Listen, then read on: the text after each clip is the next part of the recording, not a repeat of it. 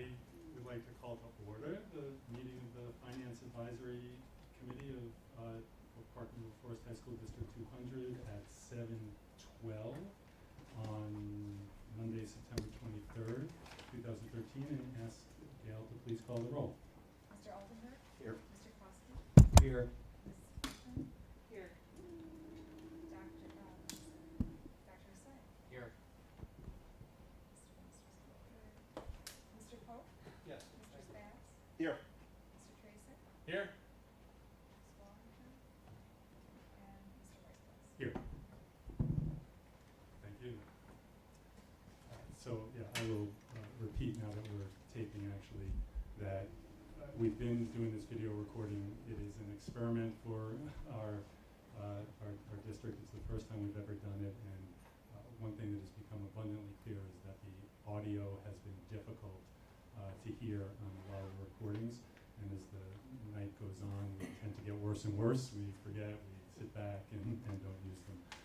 So if we can use the mics as best we can.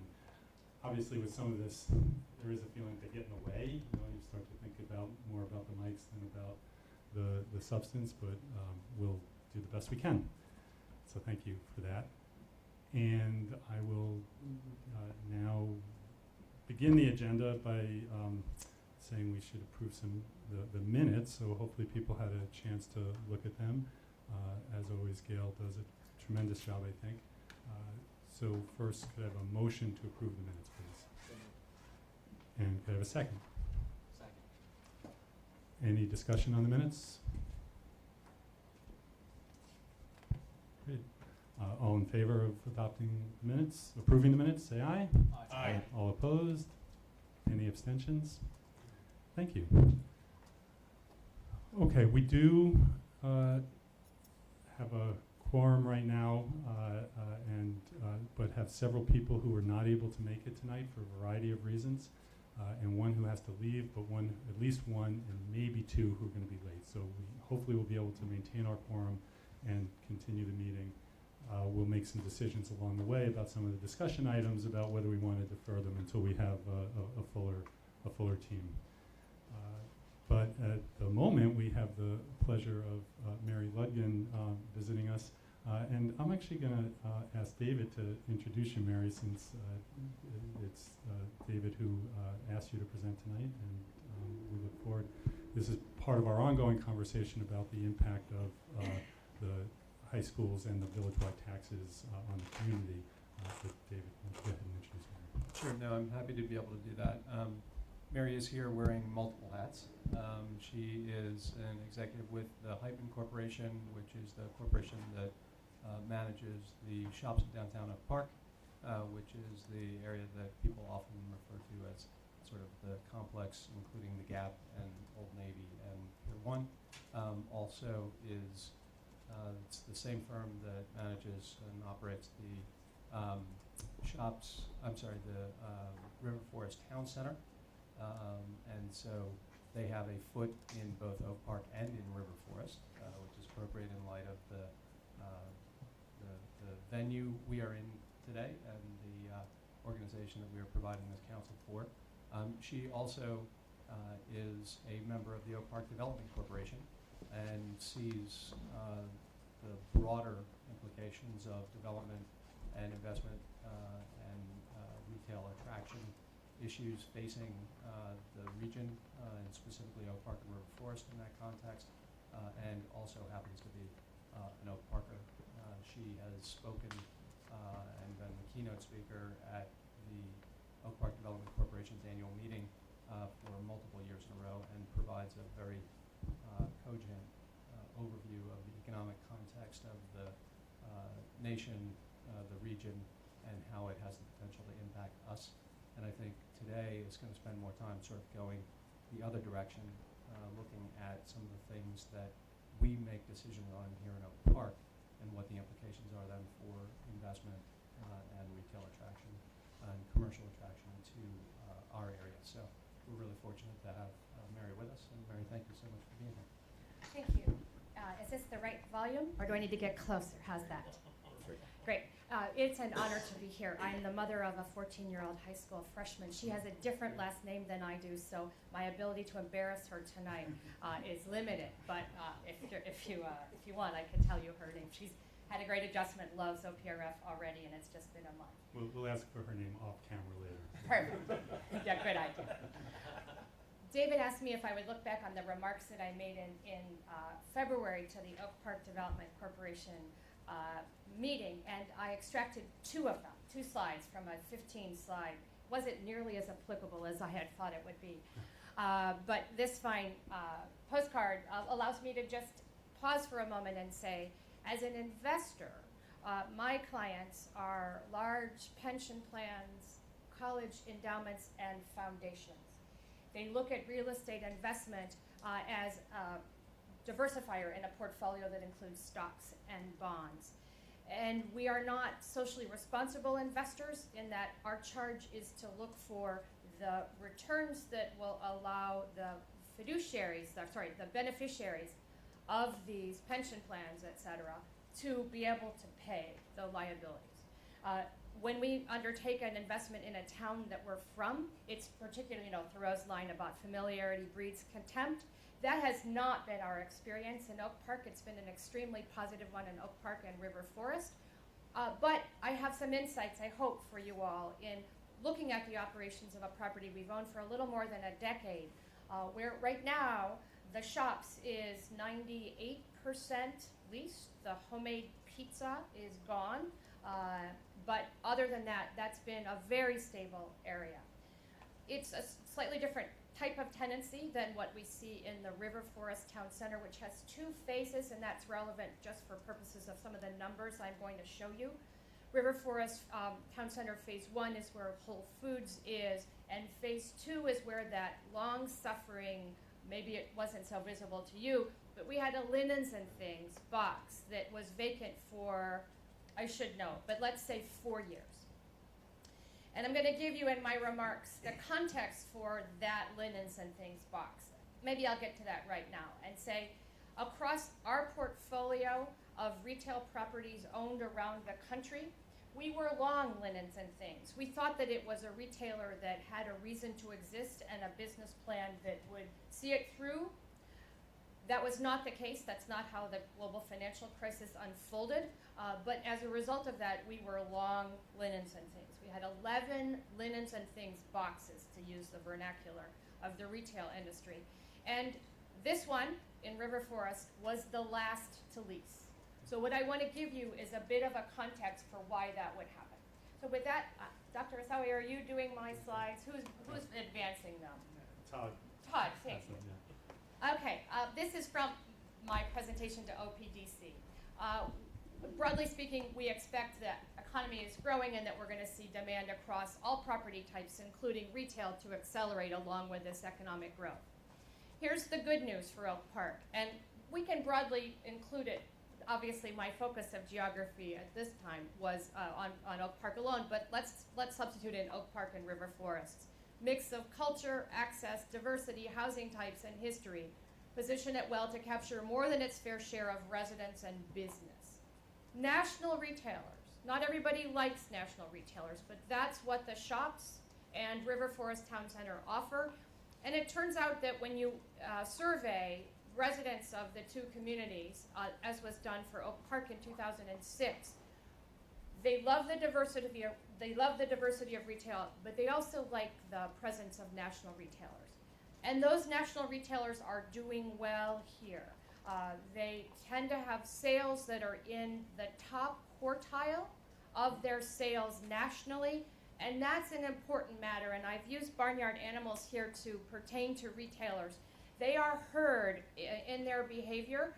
They like to go into certain locations, either proven out based upon demographics that have stood them in good stead in prior instances, or they'll look at what we call bell cow tenants that lead the retailers into the barn. And those include Gap, Old Navy, and Whole Foods. And they're here and present and doing well. That's a positive. But my 4th point is important for you all. We can undermine good demand. And high taxes can create a difficult environment for many retailers. When a retailer is looking at a location, what they're trying to estimate is what their sales potential is, and they'll do that by looking at the aggregate income in an area. That's typically population multiplied by either median or average household income. And on that dimension, Oak Park and River Forest score extremely well. There are retailers that will just put down a spot and do a 3-mile radius around that and look at the income potential within that area. On that dimension, Oak Park does not do well. I'll use that as a proxy for River Forest when I say Oak Park. We don't do well on that, as you can well imagine, because that 3-mile radius, if you were to put it at the corner of Lake and Harlem, for example, that would get you into Austin. And the demographics of Austin, particularly from a household income perspective, are not, as you well know, high. And that could give certain retailers pause. More about that in a moment. Let's go, please, if you wouldn't mind, Todd, to some of the data. Let me tell you the source of this data. I asked the question that someone forwarded to me, a question about the property taxes for a retailer across multiple locations in Chicago. That retailer being Walgreens, which is present in River Forest Town Center 1. So this is showing you Walgreens, and I'll read you left to right. The location is on the left. The second column in is the 2012 real estate taxes as a total, and then 2012 retail taxes per square foot, the county, because that's pertinent, and then notes. I wrote nothing on this particular chart. This is straight from the property manager and leasing agent for our 2 properties, our 3 properties, and that is the Mid-America group, and they're based in Oak Brook. An overarching comment, first of all, property taxes vary significantly by county within Northern Illinois. They are highest in Cook County, and then they diminish in the collared counties. So you want to look at the county as we go. So River Forest Town Center 1, where the Walgreens is, retail taxes per square foot, $12.91. And then the yellow ones, this is the coding of my source at Mid-America, who thought that those 2 centers in yellow were the most pertinent comparisons to the demographics and the general trade area. And so let's compare to a DuPage County location in Naperville. We're about $4.50 higher on taxes. And then let's compare to LaGrange, where we're even higher in River Forest. So what? Let me explain then the math that a retailer will do. They'll look at their sales potential, and then they'll look at the total cost of occupancy in a specific location. The components of that are what rent will they pay, and then what are the added charges on top of that. The dominant added charge is property tax. It represents, let's call it 90% of the total additional charges. And then there will be an element of the common area maintenance, how landscaped is a particular location, and that adds on 5 to 10% on the top. But the driver of the added charges is the property tax. And then they'll look at this total sales potential, and they'll divide into that the total cost, and they'll get a ratio. And that ratio in a perfect world is 12 or 13% maximum of their expected total sales that is going to be paid in rent. That's called a health ratio, and it's a standard that you would find in books written by the International Council of Shopping Centers or the Urban Land Institute, the 2 big interest groups within the realm of real estate investment. $1 can make a difference, especially to a retailer that isn't really sure that they're successfully estimating what their total sales will be. The other thing is that what a retailer will do is to line up the array of choices. And under the idea that if our taxes are higher, then someone else is going to go first. Some other center will likely go first, all other things being equal. And that's the reason that our Linens and Things box in River Forest Town Center sat empty for so long. Retailers had other places they could go DSW ended up there. They had other boxes to fill first before they got down to River Forest. Not a great position to be in, unfortunately, and not one that our spending potential truly represents. It's that combination, though, of spending potential and total costs that the retailer is looking at. If we could move to the next slide. So the one I just showed you was looking specifically at Walgreens. Here we're looking at real estate community centers. I spoke with our leasing agent from Mid-America for the 3 properties, and she said, please communicate this to the group. And I've got notes on this in the next slide, but here for the moment, I'll just articulate them. Oak Park and River Forest are what's known in the industry as a tweener market. Geographically, we lie between downtown Chicago, Oak Brook, and North Riverside Mall. As a result, there's certain tenants that have strategies, locational strategies that mean they're already covering this market. I'll use the Container Store as an example. They often put their stores 5 or 10 miles apart. They may serve a metropolitan area from a single location. As a result, they're in Oak Brook already. They're not coming here. Apple, I've heard people pining for Apple to come into the border space. Don't put money on that. Apple is well served now out of downtown Chicago and Oak Brook. They won't be here. And that's the tweener element. Those are for the high-end national tenants.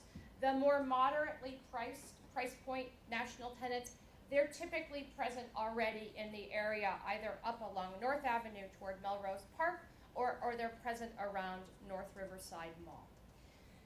Because we are not our downtown in Oak Park, they're referring to the juncture of Harlem and Lake, because it's not adjacent to a regional mall, and because it's not adjacent to an expressway, we are a community center. We draw from the nearby communities.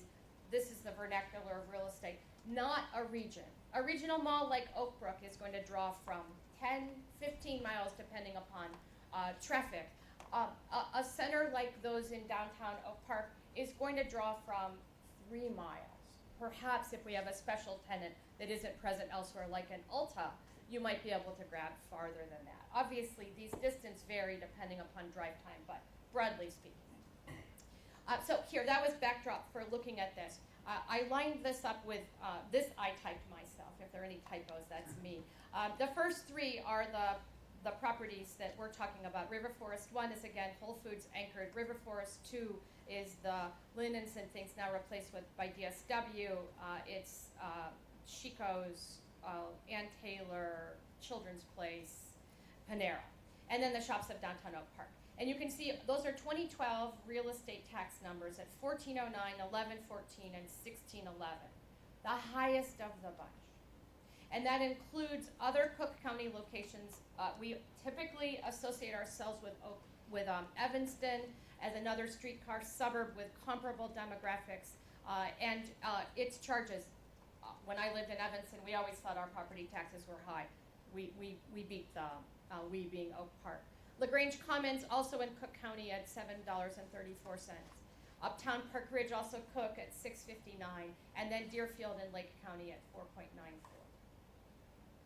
Next and final slide, please. I mentioned most of this earlier. Let's see if I've forgotten anything. So the tweener market reference, I'm sorry about the typo in Oak Brook. Let me reiterate. Retailers love Oak Park and River Forest, certain of them. We are their demographic. Obviously, we do very well from a food out, eaten out, and a food in perspective. We've got Whole Foods, we've got Trader Joe's, we've got an abundance of restaurants. But what the retailers don't know is just how deep this pool of dollars is. And that leads them to the question, I'm just quoting myself, as to whether the positives of this island, this pocket, are sufficient to offset the higher costs. And I will say, as I talked to our leasing agent, she said it took us forever to negotiate the deal with DSW, Ulta, and Tilly's. You might have noticed Tilly's has come into the space in River Forest Town Center over the last 2 weeks. These deals got done We are a place that retailers want to be, but in an environment that's different from the current, where there's limited retail construction. If you look at national retail construction numbers, they are at 40-year lows. My chart begins in, forgive me, I should have thought to bring it. I have a chart that shows national construction, both in millions of square feet, and what those millions of square feet represent as an addition to supply on a percentage basis. My data begin in 1982. We have never, in that period, had so little new retail being developed, either in millions of square feet or in percentage change terms. A wonderful time for a place like Oak Park and River Forest to lease up their vacancies, because retailers that are expanding, and on a net basis we're seeing an increase of about 2% in retail space demand, looking at store openings versus store closings that are forecast. Great time, increasing demand, and limited new supply. It's a perfect time, and as a result we have been able to bring in Ulta, DSW, and Tilly's. And we were able to release everybody except for Homemade Pizza Kitchen as the 10-year leases rolled over in Oak Park, the shops of downtown Oak Park. Great time. I'm looking ahead, though. Not all times are great. Global financial crises happen. Hopefully we've lived through the last one in our lives. But there are periods when retailers go into pause mode. They're not expanding. Economic downturns are those periods. There are times when we get too much space being built, and that would make for more difficult leasing conditions than the current ones in Oak Park and River Forest. Any questions?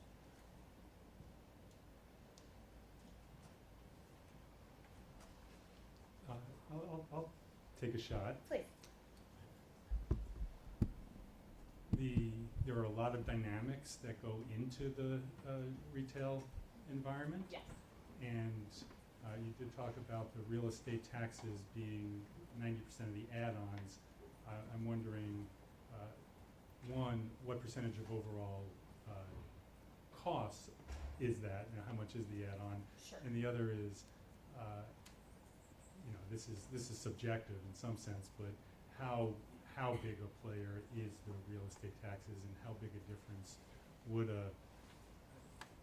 Oak Park and River Forest High School represents about 28% of the Oak Park tax bill, and I think a little bit more in River Forest. How much would our tax bill have to Sure. move to make really see an impact in the business community? Let's add it up.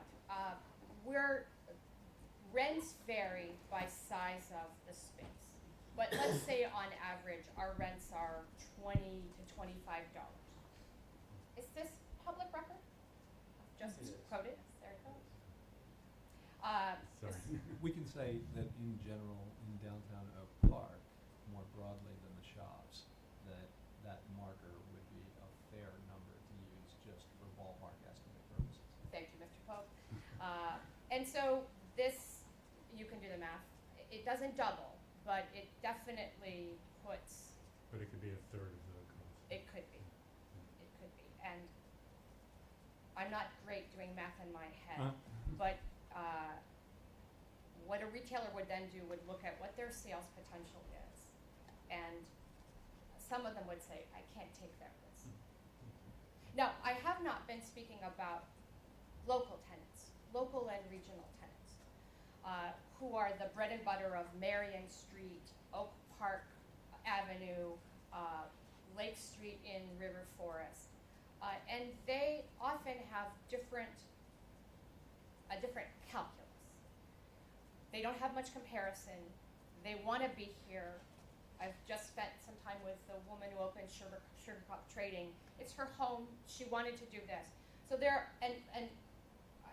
I will say there has been an abundance of those risk takers here in Oak Park and River Forest, opening stores during the recession or the aftermath. And we had 100% occupancy at one point along downtown Oak Park in the heart of the recession. Quite remarkable. So those are the incalculable elements. Very helpful, thank you. Anybody else have any questions for Mary at this point? Todd, can you just put that prior chart up?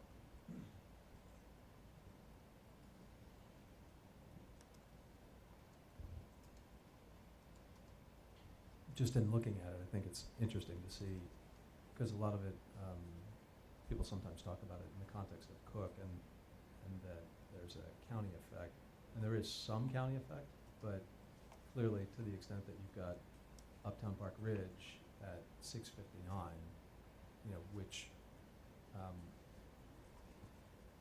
one could reasonably make the argument that that's a relatively comparable sort of type of experience that folks are having there to many of the areas in at least the Oak Park downtown area, including Oak Park Avenue and portions of downtown Oak Park.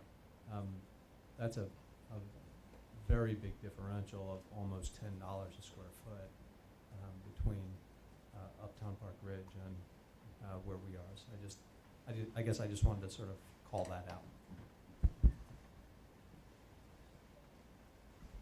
Just curious why in the River Forest there's a nearly 30% difference between two properties in per square footage when the tax bill's identical. Good question.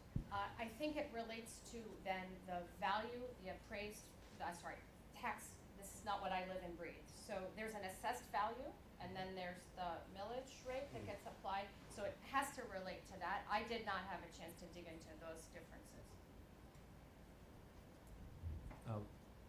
Route Forest 2, though, during this period was addressing or dealing with the vacancy issue that Mary was talking about earlier, which may be somehow influencing overall values in that portion, which then may have an impact.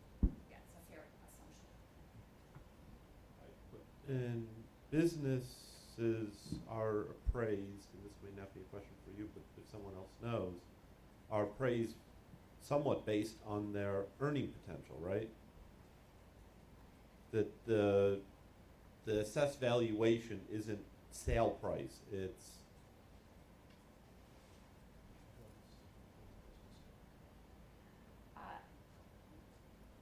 Let me say this. When you value real estate, as an investor, you're looking not just at what your current income is, but prospective Right. future income.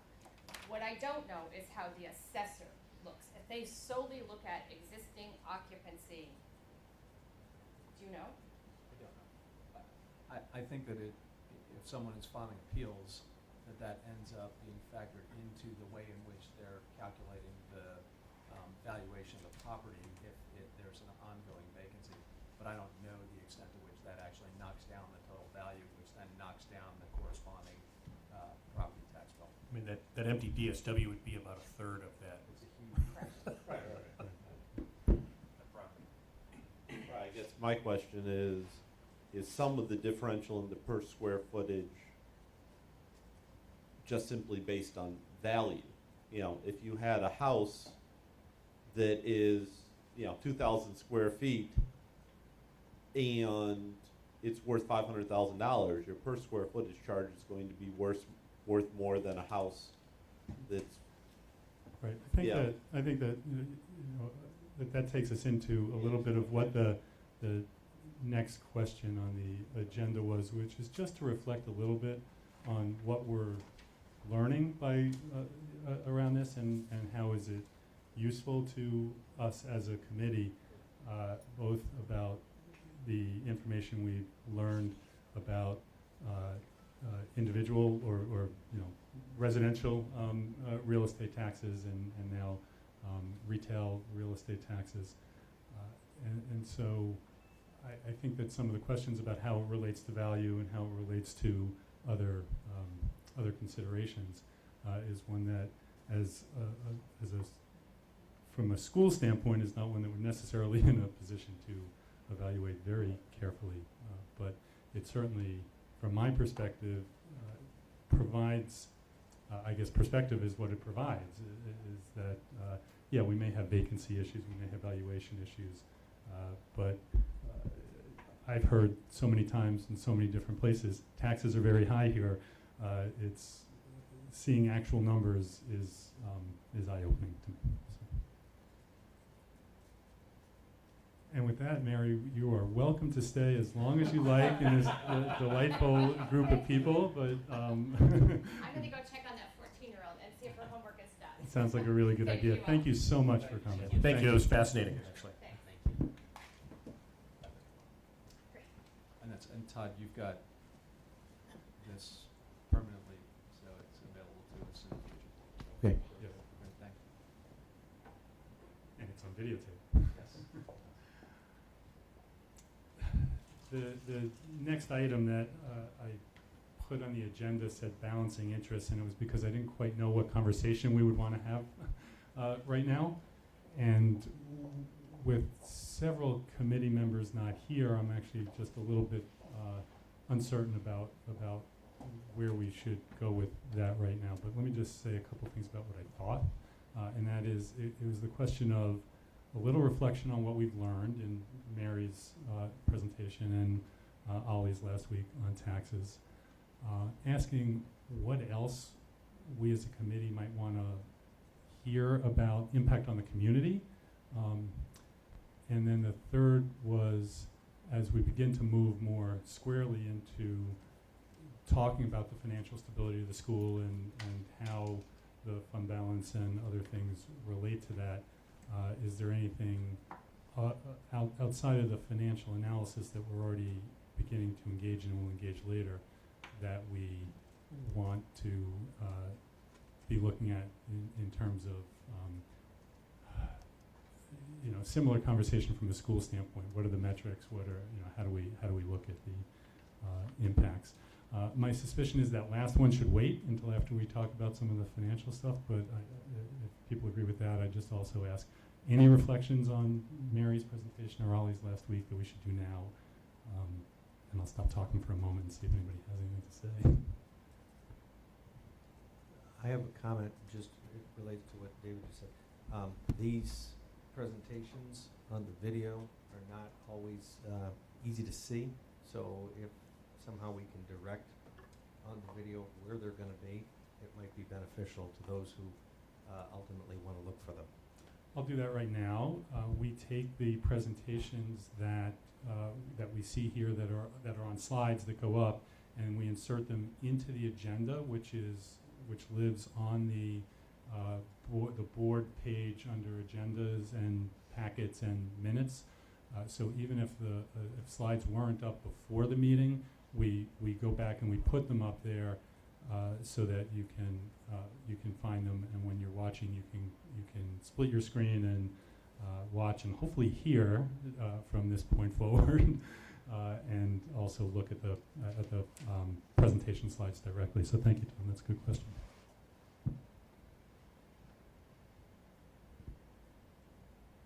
David?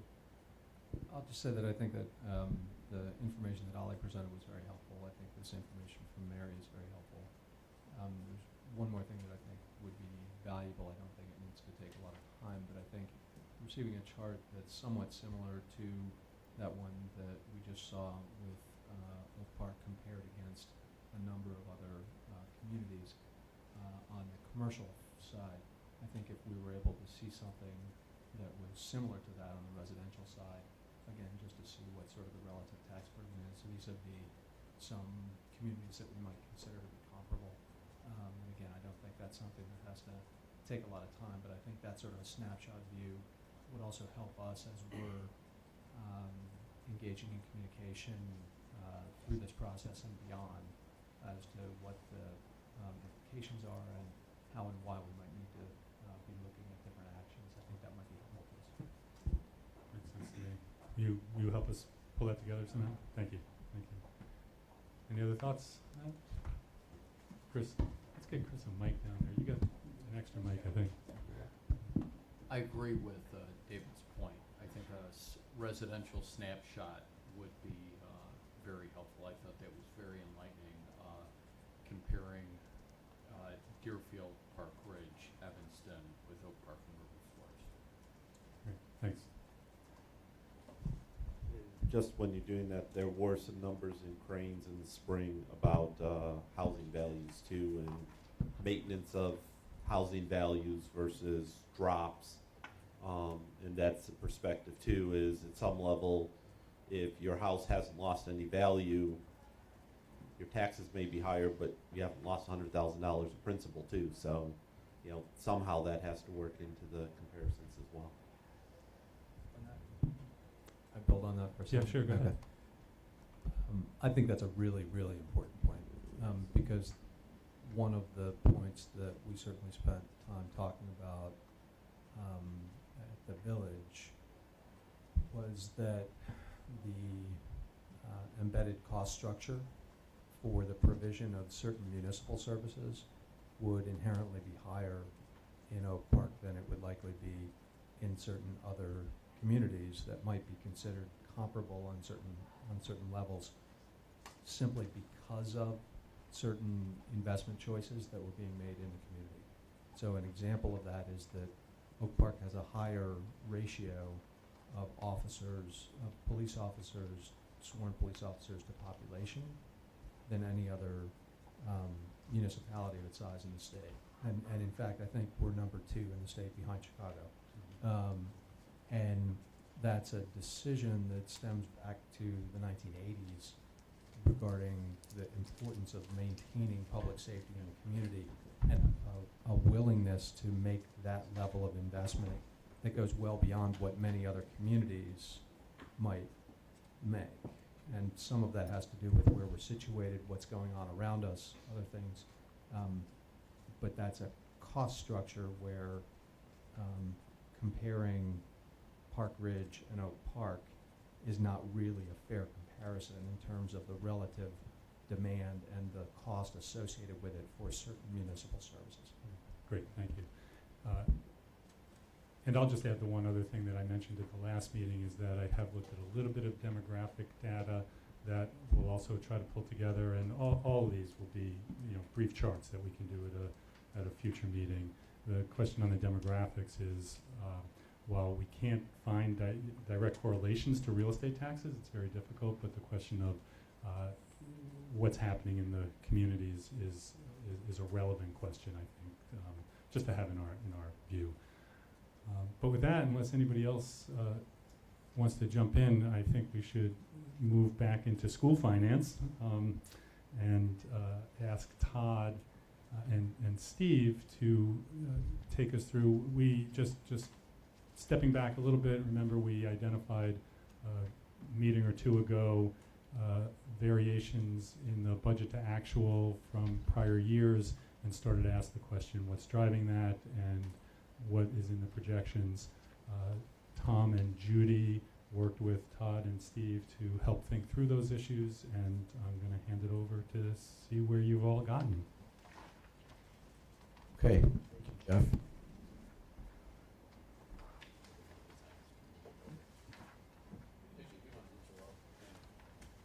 Okay, that Jeff kind of took away my thunder. I was going to say exactly that. Tom and Judy and Steve and I worked on this last week, and then Steve and I worked on tweaking it later in the week up until Friday. And what we have is an updated projection model for the committee's consideration tonight.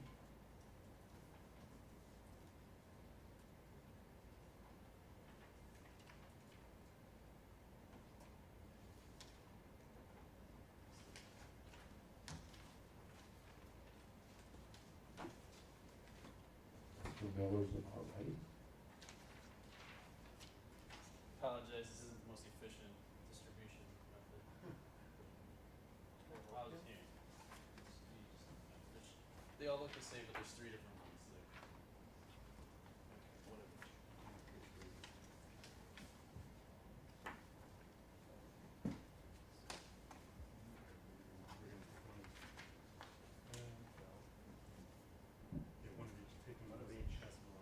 There's 3 pages of the financial projections, and there's a little label on the top right.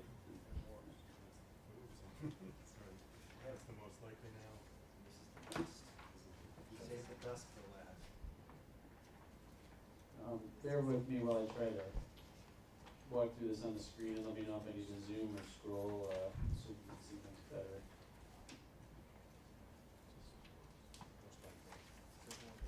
We already received that. Not the chart. Okay, this is faster.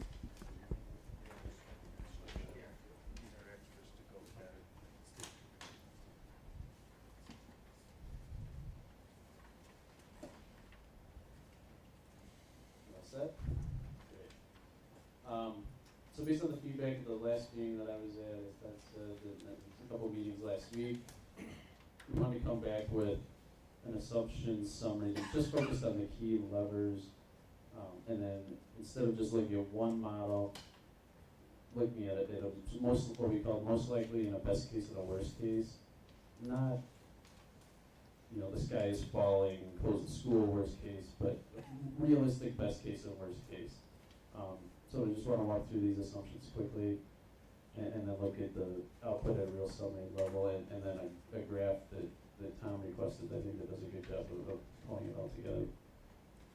So we focused on property taxes when I was here at the last meeting. The key pieces being CPI for the tax cap calculation and the collection rate. And based on that feedback, we adjusted both of those assumptions for the most likely model. We had CPI at 2.0 and the collection rate at 97 based on history. Most likely seems more reasonable at 2.5 for CPI and 98% collection rate. And with each of those, 1% is about $650,000. With the CPI, it compounds because each year's extension builds on the prior year, whereas with the collection rate, it's independent. So when you look at the cumulative impact over 5 years, you see the CPI having a bigger change. So does everybody understand the format of the spreadsheet then? With the most likely with the history is down the middle, with the best case above it, worst case below, and then the cumulative change. So a 0.5% change in CPI for the 4 years that are not known, it is about a $4 million impact.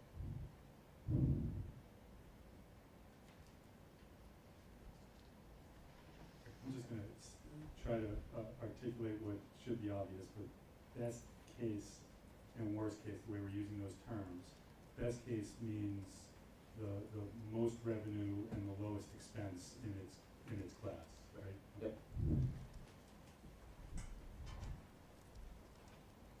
These first two variables are on a tax year basis. So the levy year that the levy that the board will adopt in a couple months, that CPI is known already, so that's why that's sort of offset a year from all the other variables. Then when we move to the expenditure side, we're looking at fiscal year basis. So 2014 would be the current budget, and then we've got the 4 additional years of history there, and then the 5 years of projections. So the next really 3 variables are all linked together with enrollment as it drives staffing needs, and then the collective bargaining agreement as it drives the salaries of the staff. So for the enrollment, down the middle, we're using the Ehlers projections. I know you're in the process of getting those updated, but at this point, we're using the 2011 projections in the middle, and then in talking with Todd and needing to adjust that up or down, we kind of arbitrarily picked a 2% variance from those projections. So with the best case being fewer students and less of a growth in staff, and in the worst case, 2% more kids per year and added staff. So you can see when you look what the variance means, it's roughly 4 additional teachers or so per year, or 4 teachers less.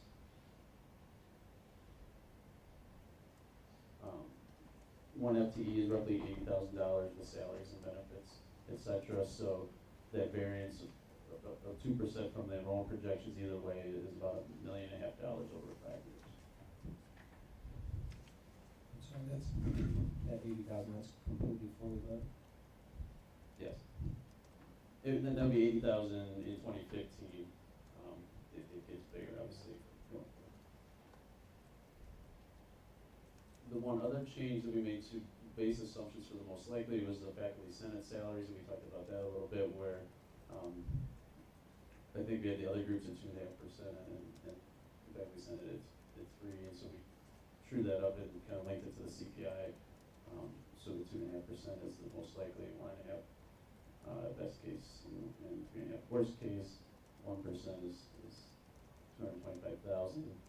So a 1% difference over 5 years compounds out to between $3 and $3.75 and $4 million. So that's a big lever, obviously, to be. So can you help me with the 1% of the budget, $225,000? So how we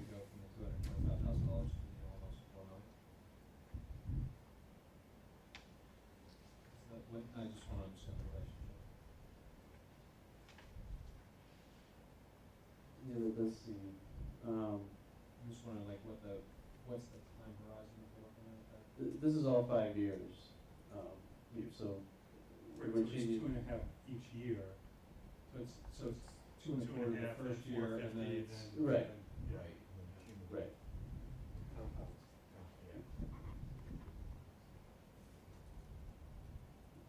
Okay, it's both additive and compounding.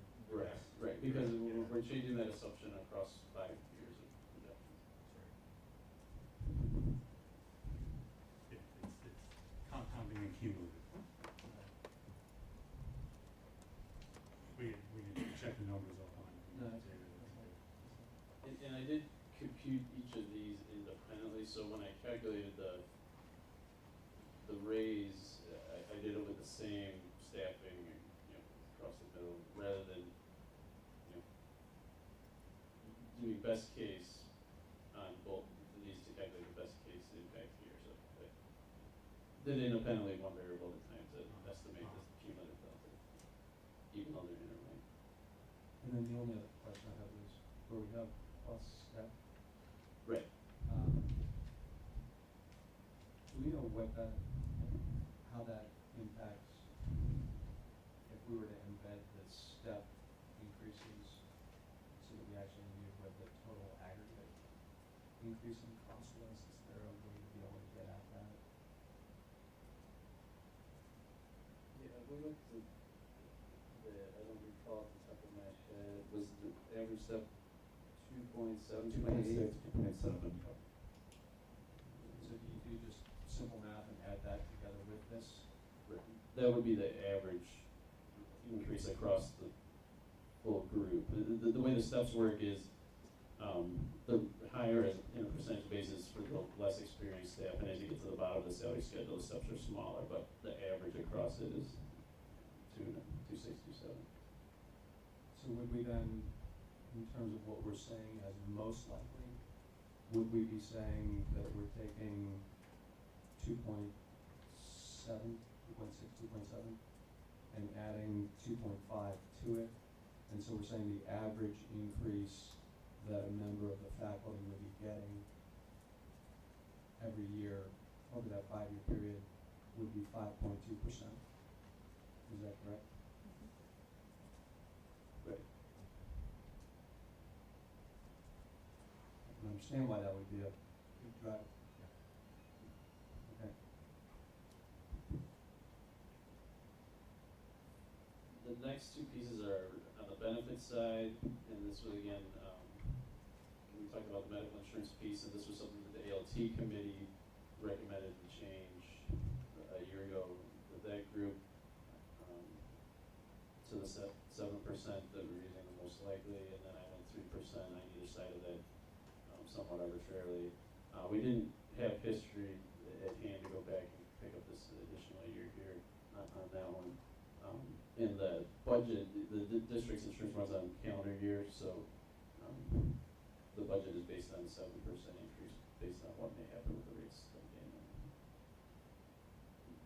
And again, this is 1% is $50,000, but again, it's cumulative in looking at the impact over 5 years of a 3% variance either way. One suggestion, just in terms of sort of being as clear as we can be and looking at the information as it's being presented and the assumptions that are behind it. Going back to the point that I was just making or asking about, that sort of plus step reference, it sort of embeds a certain assumption, that understandably, is in the contract the way that it exists today. But I think it would be helpful to actually show that directly in the percentage numbers, because it wouldn't have the effect of changing the actual dollar amounts that we're talking about, but it would have the effect of being clearer in articulating what the actual level of increase is in that cost driver, and would help to make it easier for people who may not be as familiar with school finance to understand sort of what's going on.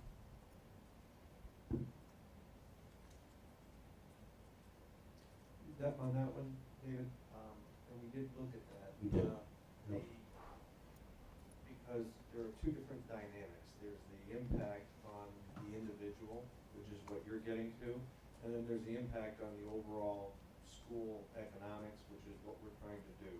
And when we did look at it, in the model, I'm just going from memory here, if there was a 3% increase as shown there, 3% increase in the wage, the net impact with the step was 3.7. Right.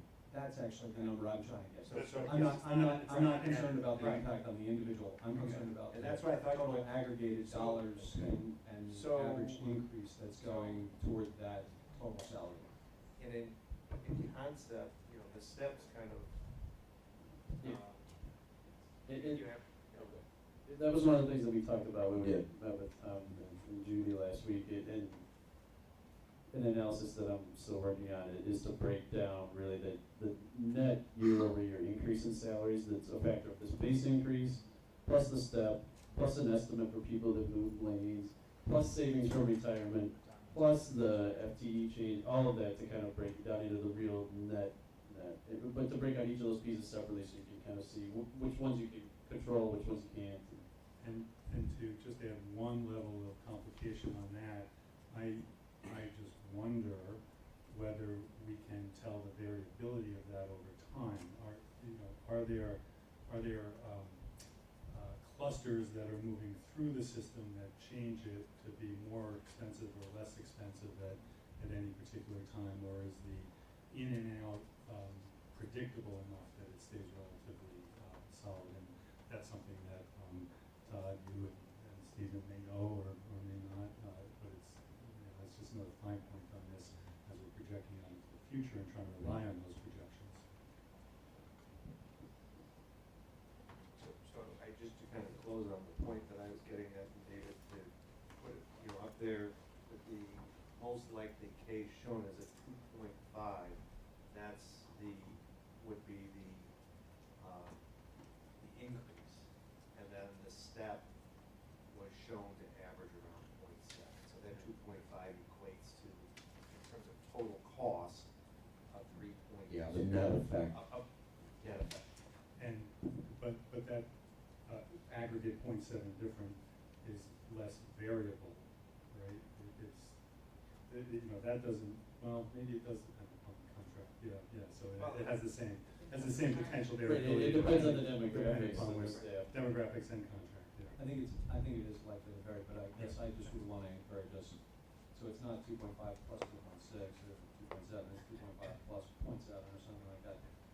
Whatever the total average increase in contract-related costs is, I think it would behoove us to reflect that in the chart so that we're clear with folks about what the actual set of assumptions are and people understand. Thank you.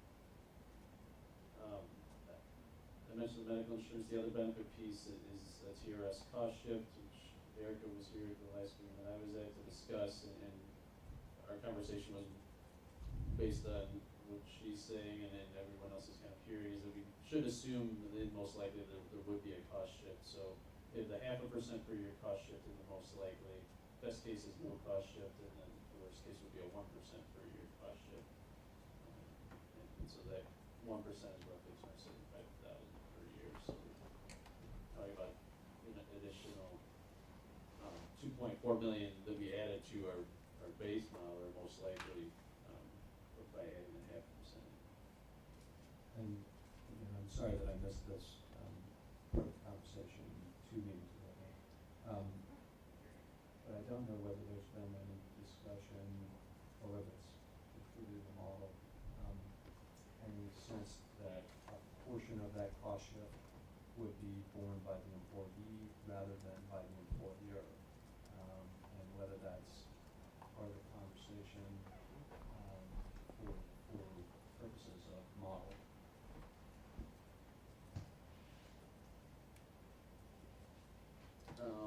This is Well, this is the employer portion. Right. Yes. But there's been conversations of increased employee contributions, but I've also heard some recent discussion about employee decreases in the contribution rate. Both of those factors of just who's picking up how much, as well as changes to the benefit plan itself are gonna drive, what the ultimate, cost shift is and who it shifts to.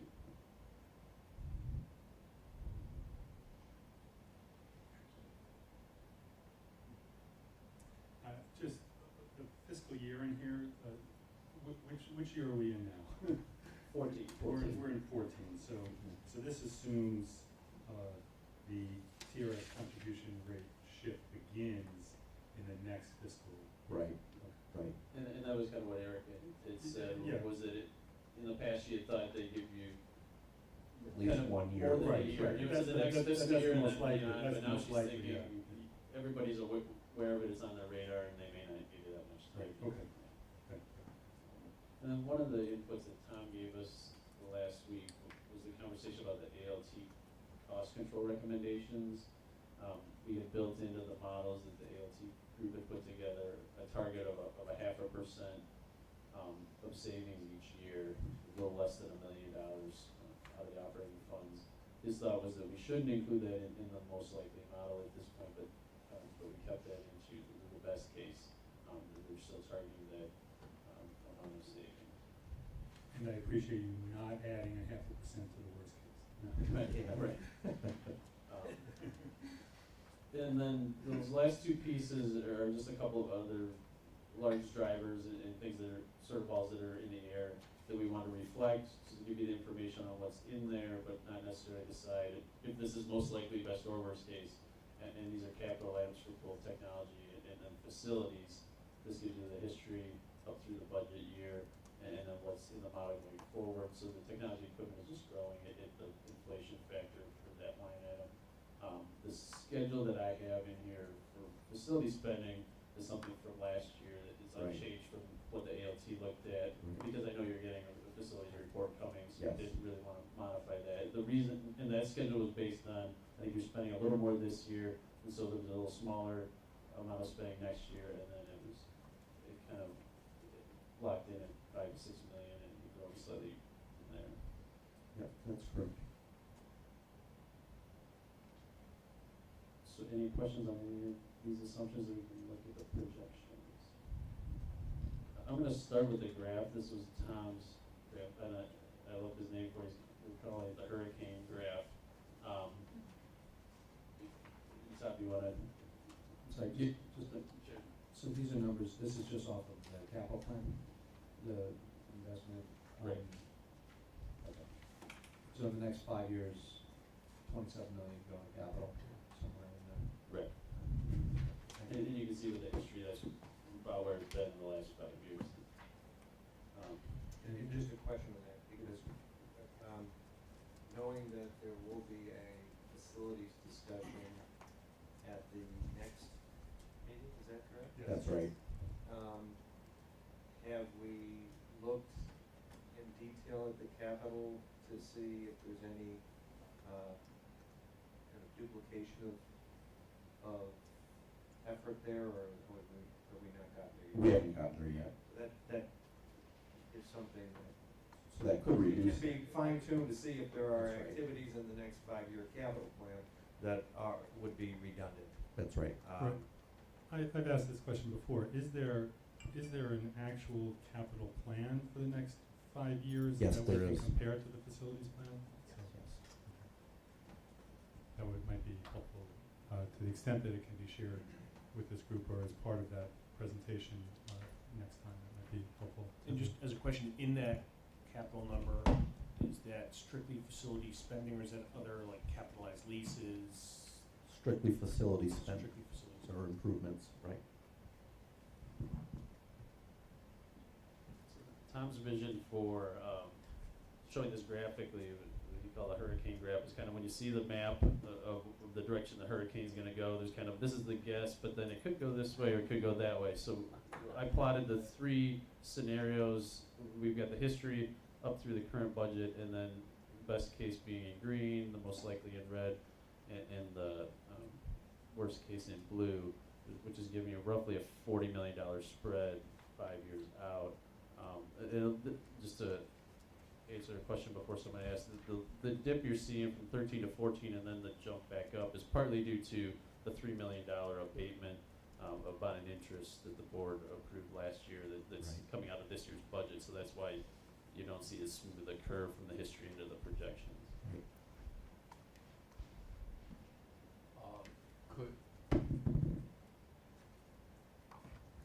Could you, the end of the curves, I don't know, I got 158, 136, 118.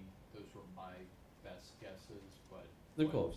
So if we look at the three projection summaries, then the tables, the line I'm graphing here is the bottom line in dollars, the projected year-end balance. So it's above the percentages in the number of months. But so it's 157 million, 134 million, and 117 million. So you're very close. Not bad, Chris. So if we could look at this however you'd like, if you want to delve into the fund balances, looking at revenues versus expenditures, or the year-over-year change. I could throw up the most likely version, however you Yeah, want to why look don't you at put this. the most likely version up? And we can go through that one in detail. I have a question on the top row of the most likely version.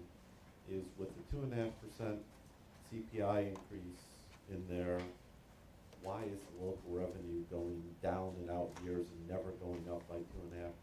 What is being flat, or in fact must be decreasing to be accounting for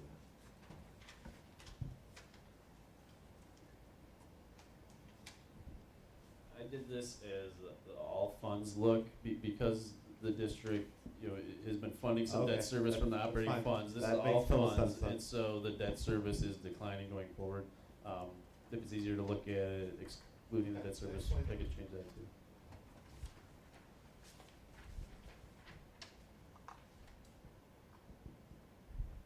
Any other questions? So this is the most likely. You can see surpluses for the next 3 years, a little bit of deficit spending in 2018, and about $2 million deficit in 2019 with all the assumptions that we reviewed. Steve, do we know where we were in terms of projected fund balance at the end of 2019 or so prior to doing this analysis? Yeah, you give me a In second. the- Yeah, in the older charts that we've looked at, I'm just wondering how big a difference this has created.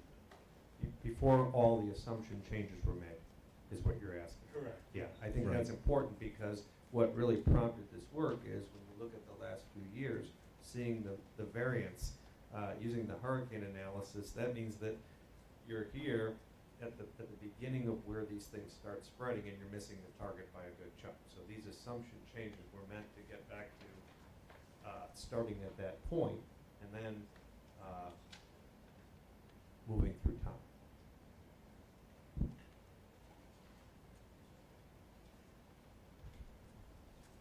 So the 5-year plan that went to the board last fall, roughly this time, it went out to 2018. So this balance here in 2018, year-end balance was about 130 million.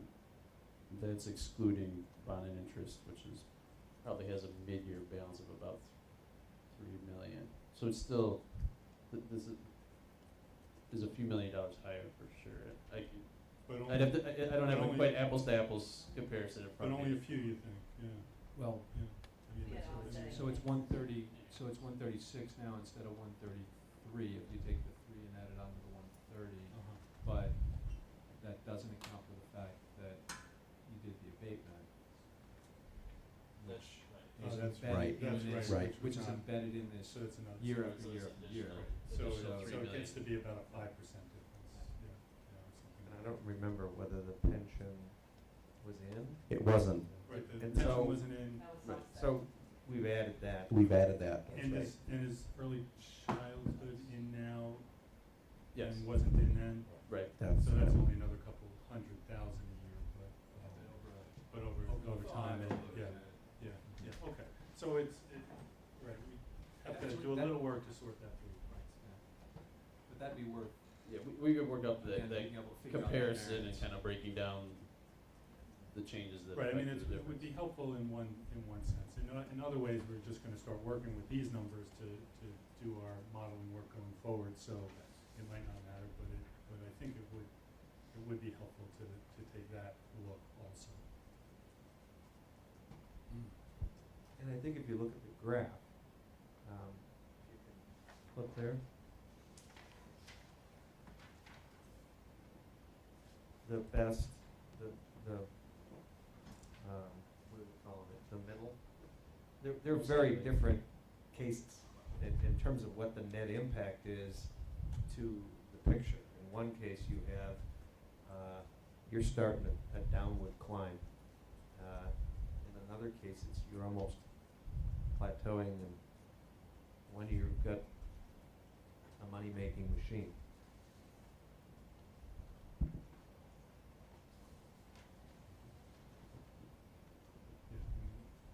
this will be helpful to come back to when Bob shows some graphs he's been working on later about the way the models fit together.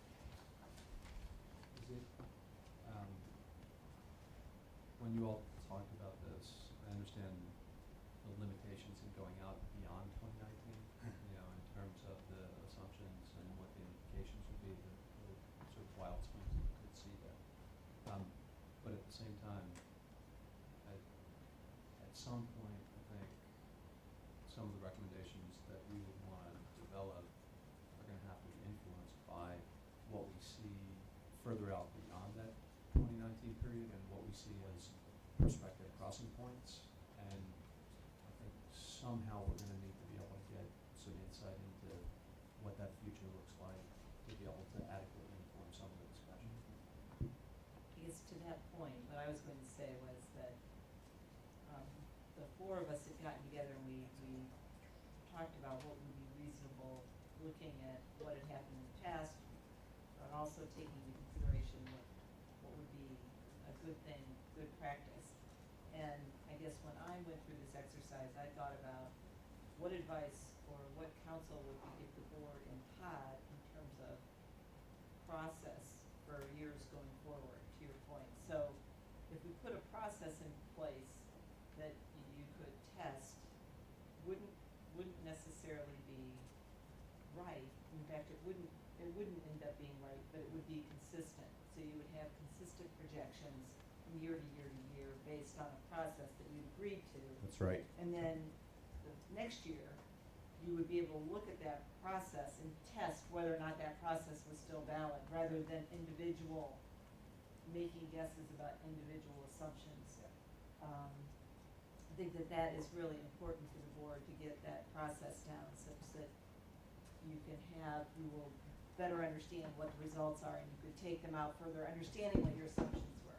And it gets back to an issue that it's going to be really important for District 200 to be able to do that, but it's going to be equally important to have that be something that is consistently applied across other governing bodies in the community as well, so that there's a consistent approach and a consistent set of assumptions that can allow all of us to do a better job collectively sort of planning and forecasting as to what's coming down the pike.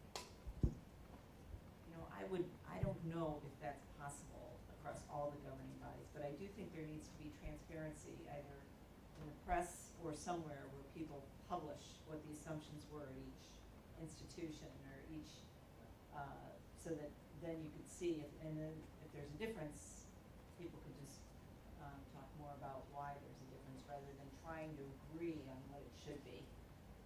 But I do think we could get to a common inflation assumption. I'm not saying anyone's gonna have the right or best number, but we currently, which is a huge driver, as we all know, probably the largest driver, and we're using different assumptions across governing bodies. I find that extremely frustrating. That's the one that I would like to see the community change it. Yeah.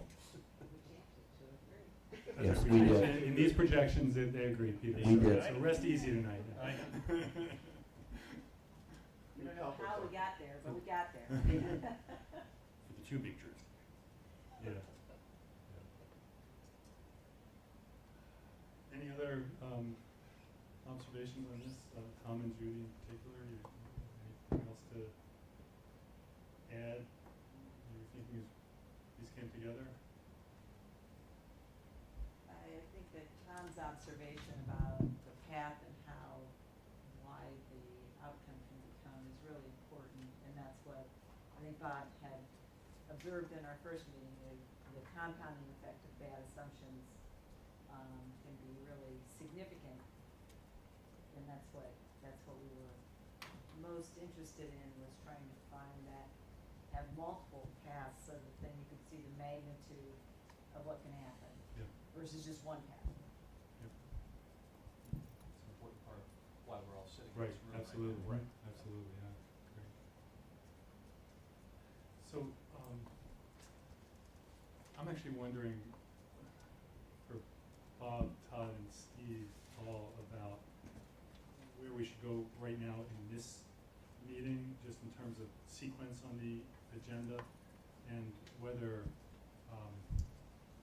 Bob's model, which in some ways, flows right from this, would be a better place to go. But I don't know what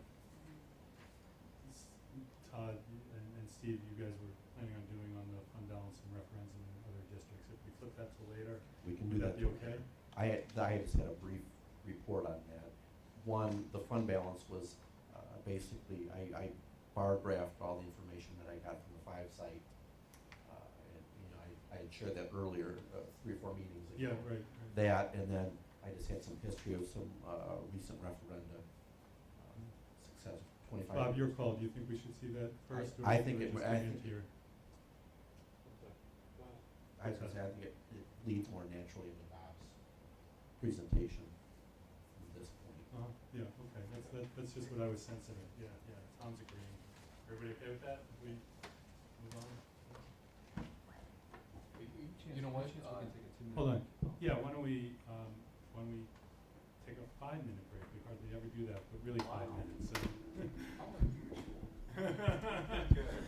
It's a small group tonight, we can, so I don't know what we do with the videotape. We can take a pause. Pretty fund balances. And then something that Jeff and I, in talking about things, have started calling the marginal deficit. Sometimes it's called structural deficit, but we're defining the marginal deficit as the difference between the expense growth and the revenue growth. Typically, the structural deficit is more what it is nationally and a few other things. This is, when we're talking about marginal deficit, we're talking about simply the arithmetic difference between expense growth and revenue growth. On an annual basis. On an annual basis, yeah. Are those two different things then on that or not? They're basically saying the same thing, I'm just redefining it. And that while I don't have any graphs that show this in playing around with things, that marginal deficit at 2%, whether it's 7% growth and 5% revenue or 4% growth and 2% revenue, really behave very, very similarly to each other. Because it's basically how fast you're building up your deficit or how much you're drifting on the surplus. And 2% you're just pulling out of the air. I'm just pulling out of the air. Okay. Go ahead, next slide. The other big driver is at what point, actually turned out not to be a very big driver, but we'll see that later. The low fund balance percent, you run a referendum when you hit 50%, when you hit 25%, when you hit 75%. At what point do you decide you need to run a referendum? But it's very important to note that a low fund balance percent is very different than a low fund balance amount. Because, for instance, if you have a $50 million fund balance and you run a balanced budget, it will never change. But if you look at the fund balance percent, as your revenue goes up, which is the denominator of the calculation of fund balance percent, your fund balance is staying exactly the same, your denominator is getting bigger, your fund balance drops even if you're running a balanced budget. And that's something that is an important takeaway from this is fund balance percent targets basically mean if you're going to try to stay with one, you need to be running surpluses to be able to stay at the same place. No other way to do it. Because the denominator grows, you better be growing the numerator in proportion to it or you have a problem. And then referendum size, how big? Bigger obviously results in less frequent referenda. Bigger obviously has more impact on the community, as we saw from some of the business slides and from the things Ollie put up 2 weeks ago. Bigger also increases the risk of failure.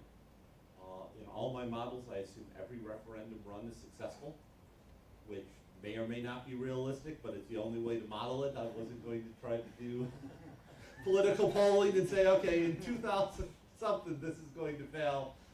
Just have to assume it succeeds. And for simplicity, I modeled it as a total increase, so that it's saying that a referendum is, say, 15%. It's 15% from last year's number, not 15% plus whatever your standard revenue growth was. You know, all you have to do is adjust your numbers if you want to look at it the other way. But for simplicity, I just said 15% referendum means it's a 15% increase. If you were projecting 2%, it's a 13% over what it was before, or what you were projecting before. Right now, for my benefit, the way though that the language is provided for On under ballot, under it's, state law in terms of the It's referendum. closer to matches what's on the ballot. It's not an increase over CPI, it's an increase from your last levy. And so what you've modeled then is probably the closest relationship to what would likely occur. Unless they change the ballot wording again, but Okay, yeah. fair enough. Okay, thank you. Bob, Mhm. just quick question to link what you're gonna talk about to what we just went through. Because you talk about the difference between the increase of the rate of revenue and the rate of expenditures. So it would be nice for the work that we just did to be able to actually understand what the best, the worst, and the middle are in terms of those numbers.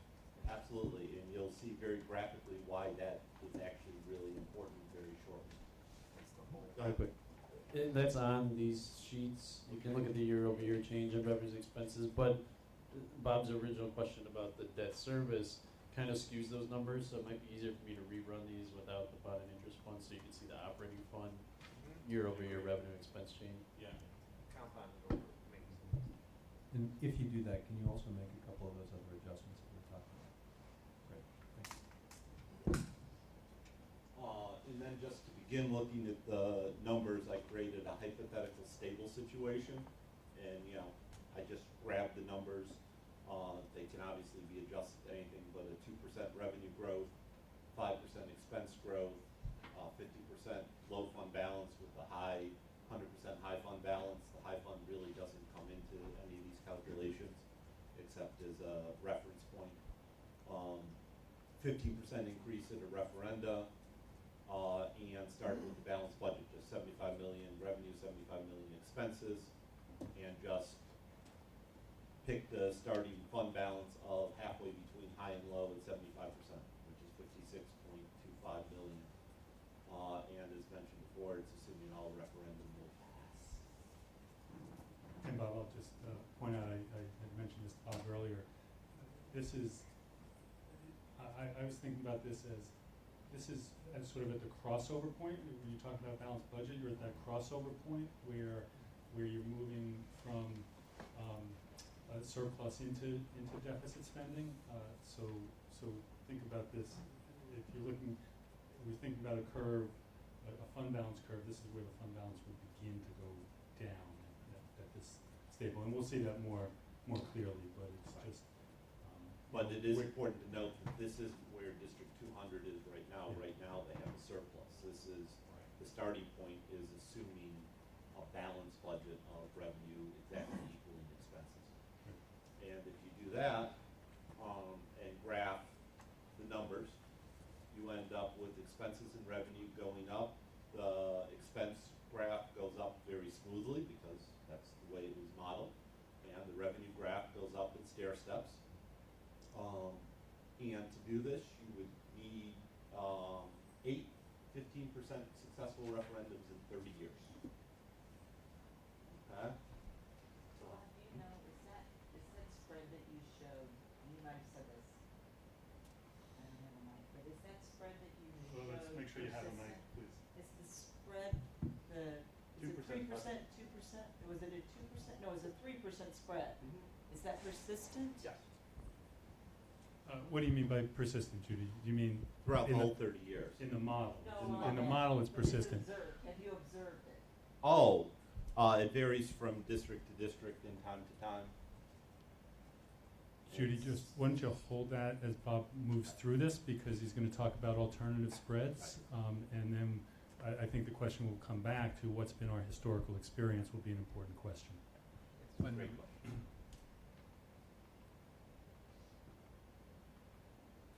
and the reason why it ends up being important is that right now we're on a trajectory where we're doubling basically every 14 or 15 years. And if we double every 14 or 15 years, on the rule of 72, you're looking at just over a 5% annual rate of increase in expenditures year over year. And that just, That was his assumption. I just wanna Not sustainable. Yeah, I'm highlight gonna, that I it's think gonna, personally that's unsustainable. it's gonna show up in the model, so let's let Let's Bob go to show the us. next slide. This one is a little bit noisy and intentionally so. The red line goes with the left-hand axis, which is the percent of surplus or deficit. And as you can see, as the referendums get run, you start running the surplus, and then you go down. The blue line goes with the right-hand axis, which is the dollar surplus. And again, this also illustrates how the fund balance and the percents are very different, or not fund balance, but in this case surplus and deficit. If you go to the far right-hand side, you have a -6.5% deficit in that year, but you have a $17 million, it's a $17 million deficit. But if you go to the far left-hand side, a 9% deficit is only $7 million. Again, this is over 30 years. And this would just be a baseline against wherever your starting point is. Right, and again, the Both, start you know, from your dollar standpoint. from dollar standpoint, and your starting point is 0, fully balanced budget, and as you can see, you bounce across balance several times during this period. The other thing to note is one of the problems with looking at this view, and why this will be the last time we look at it, is that while it clearly shows the surpluses and deficits, it has no information content about the fund balance. Right. And so therefore, it's turned out not to be very useful, but it really did illustrate how, while the other one looked relatively smooth, your surpluses and deficits are bouncing all over the place. Right. And quite dramatically, $10 million, $19 million, just bouncing. But I think that's valuable because a simplistic, I only read a couple Wednesday Journal articles a year on the finances of the high school, and I hear deficit spending. Oh my God, they're deficit spending. It's terrible. Well, it's the cyclical nature of running referendum. Right. And then if we It's go, natural. right. If we go to the next one, which is the fund balance. It's natural view. under the tax cap environment in which we live. In Illinois, in certain counties. This is another one that has two axes. The left-hand one, again, is the percent of fund balance, and the right-hand one is the total dollar fund balance. And again, not to beat the drum too much, but that looking at percents hides the fact that the overall numbers go up very dramatically. In this case, you're talking about 100 and starting point and ending point are 68% versus 64%. Goes from 54 million to 210 million. And that's all money that has to be raised through taxes if you want to keep a 60-something% fund balance.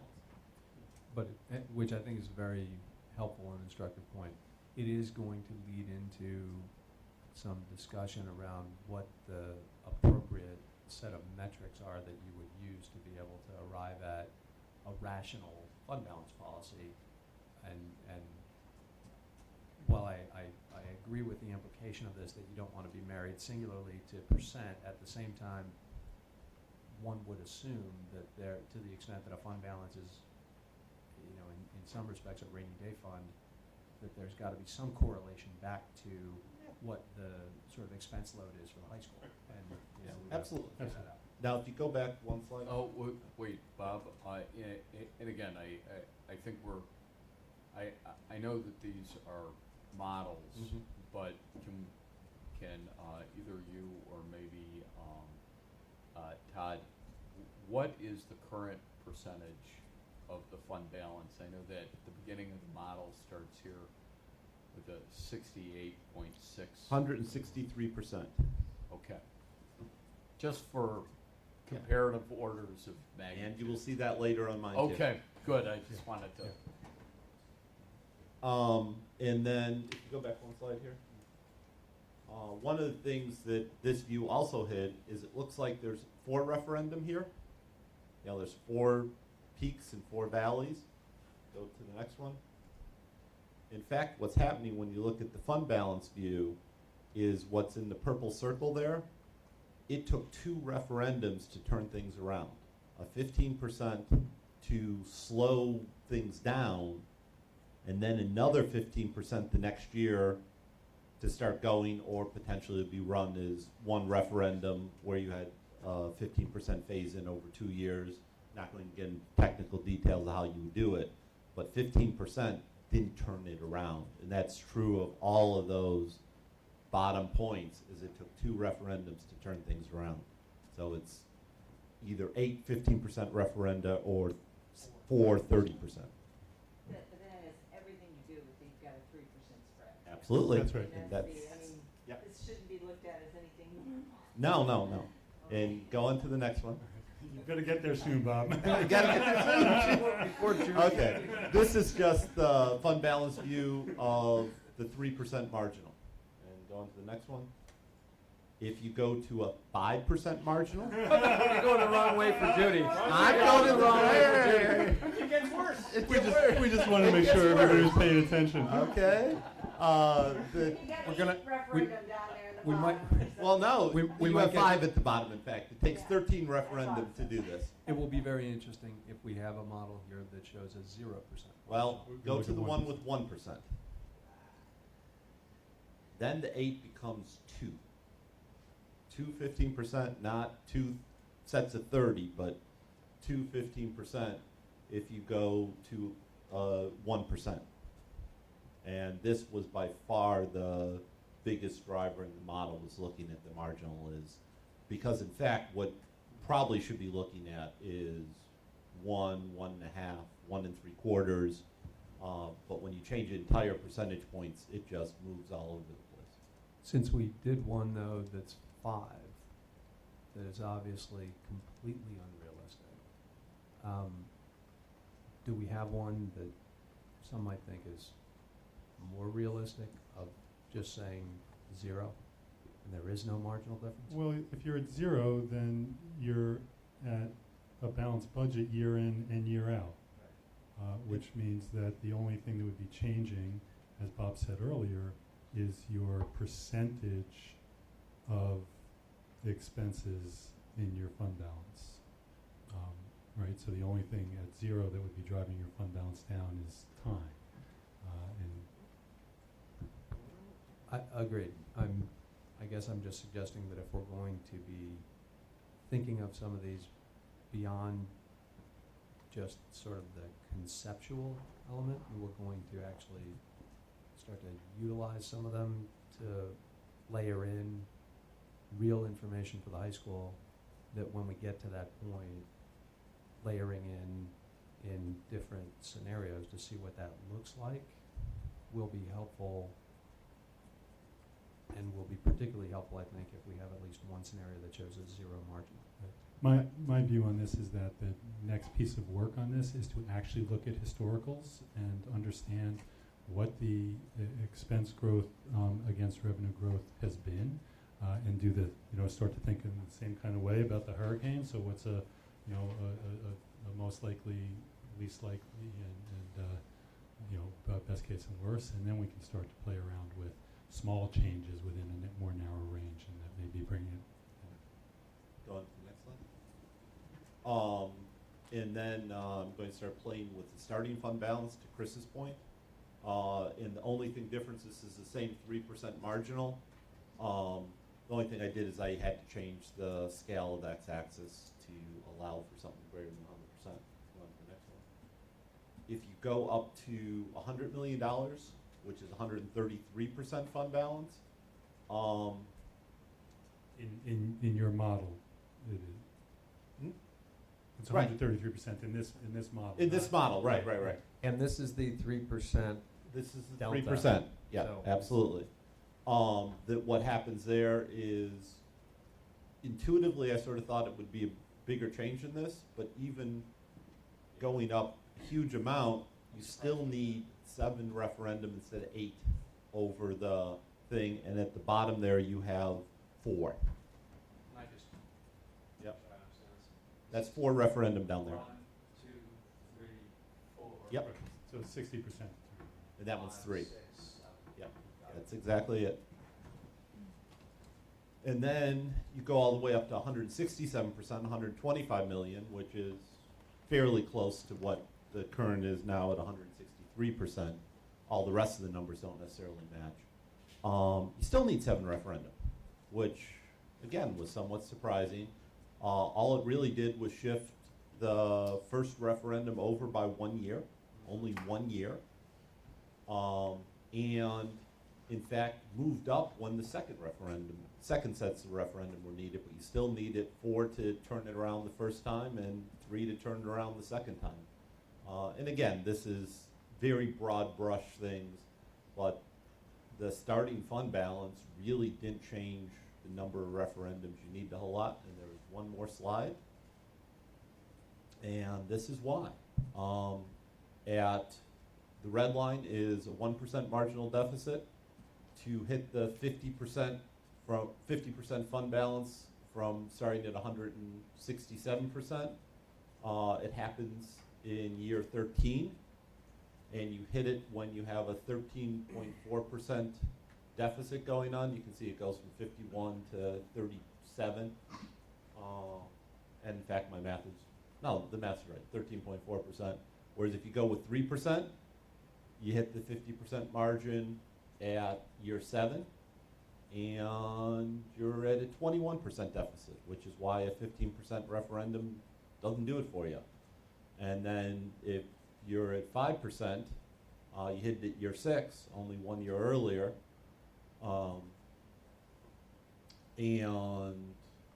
but you're already at 28.8% when you hit it. And obviously a 15% referendum barely makes a dent in a 28% deficit. And again, just implicitly, if you're at 0, then there's a straight line going across from that point, and you never deviate from 160%. No, that's not true. That's not right. No? No. Because you'll go down by, the denominator keeps going up. It will go down, you lose about 50% in the 30 years. If we had dollars on the left, that would be true. But so it goes down from about 160% to about 80% over 30 years if you have a straight line, or you have a balanced budget. You still don't need a referendum, but your fund balance doesn't stay up that high. And that's it. Well, and taking this to the graph that we were looking at, and David, you were asking, what's it look like beyond 5 years? Because you can mentally extrapolate the way this thing is growing or moving as it goes off the page. But if you take the blue line, which is the worst case, that's the one that is going to start declining pretty steeply. And that's analogous to what Bob was showing, where you need then a couple big jolts to turn that thing around. The multiple referenda. The other thing that can be done, again, from a modeling point of view, but not necessarily politically, is you can have smaller jolts partway through when you have a large fund balance, but politically that becomes very difficult, so that instead of getting up to 28 or 30% deficit, you run a 15% referendum while you're still at 100, so you slowed it down and plateau it for a bit, and then it drops. But that's, I'm not sure, realistic. Judy? And I guess the other point that I wanted to better understand is just, you showed it in percentages. And sure enough, you know, if you increase it 5% and you increase your expenses at 5%, your revenues are only at 3%, you're showing it as a percentage basis, you have that huge fall off. But if you showed it in dollars, it's a much longer period of time for you to get to zero. Now you zero out in the same period. It's a much longer time to get to the point of 50%, or of some dollar amount. If you set a flat dollar amount, Like $25 million. say it's $25 million bucks, and you just set that as your number for your target fund balance, instead of saying 50% Of that of larger number. whatever that larger number is, you just say it's 25 million and that's the right number, and that's the right number for as far as the eye can see. Then it's going to push the date at which you would need to go for referendum out further. It gets back to this question of, there are some weaknesses in the idea of using a percentage, there are some weaknesses in the idea of using a dollar amount, but if you focus on only one in sort of the sample model, it may have the effect of pushing sort of a viewpoint of having to go earlier than you otherwise might. Right, right. And I think the key thing to take into consideration, especially when, you know, I was doing 30 years, is that a flat dollar amount isn't very realistic, because you, as you could see from that one thing, the deficits sometimes were $20 million in a single year. And so that you could easily just chew up a deficit very, very quickly if you're sticking with a certain amount. But absolutely. Yeah. No, I agree. I think there were also a couple things in there that weren't necessarily realistic in terms of the 5% or 3%, sort of margin being something that would be economically tenable in this community. I don't think it's feasible, and so I think as we look at moving forward, we're going to need to make sure that we're using a refined set of assumptions that we think are as realistic as we can make an estimate of now. Did you have something, Peter? Yeah, well, to Judy's point, I think 30 years is a very long time frame to have any expectation that Illinois' broken education funding mechanism is the same 30 years from now. It's such a depressing thought. I would hope there would be some major political change between now and then. And then also, all of these models, financial planning for a living, and show people spending their money till they run out of it.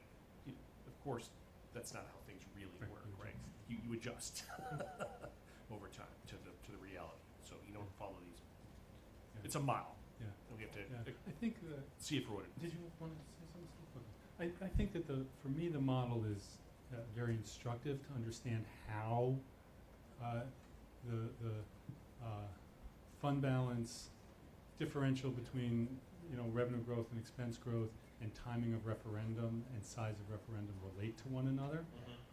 And so I just thought that starting from that generic was really helpful, just to see, because those relationships are not dependent upon 30 years or whatever.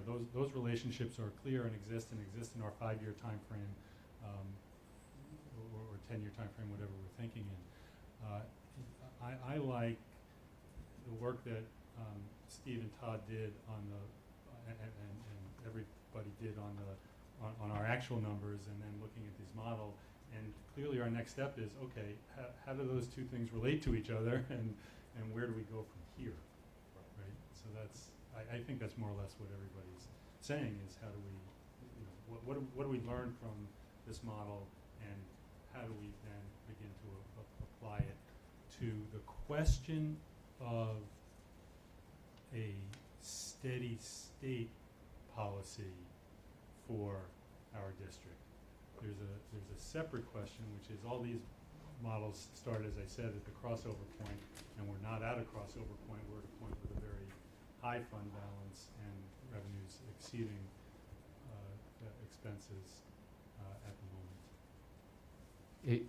Here, I've got a question, and again, this was one theory that I have heard about the reason that prior boards and prior management thought that the fund balance was a good idea was in order to defer the time of a revenue. I mean, Of a referendum. of a referendum, yeah.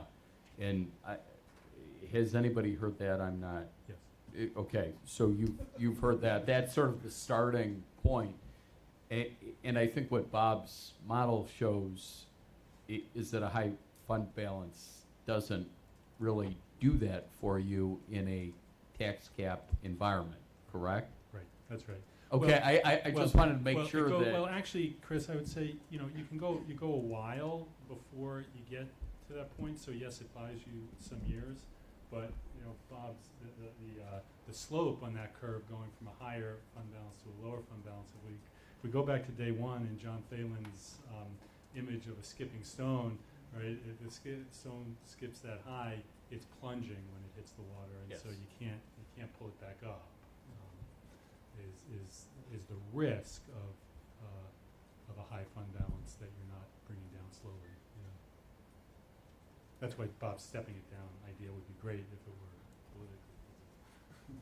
Well, and the key learning from me for that, which I've kind of seen, is the difference between your incremental spending and your incremental revenue. That's the thing that can stretch out the time frame. That's the thing that flattens the stone. What Bob pointed out to me was that if you look at most likely, and knowing that this has some stuff in it that will change it, but there's a fairly significant deficit spending projected than even what we did, right?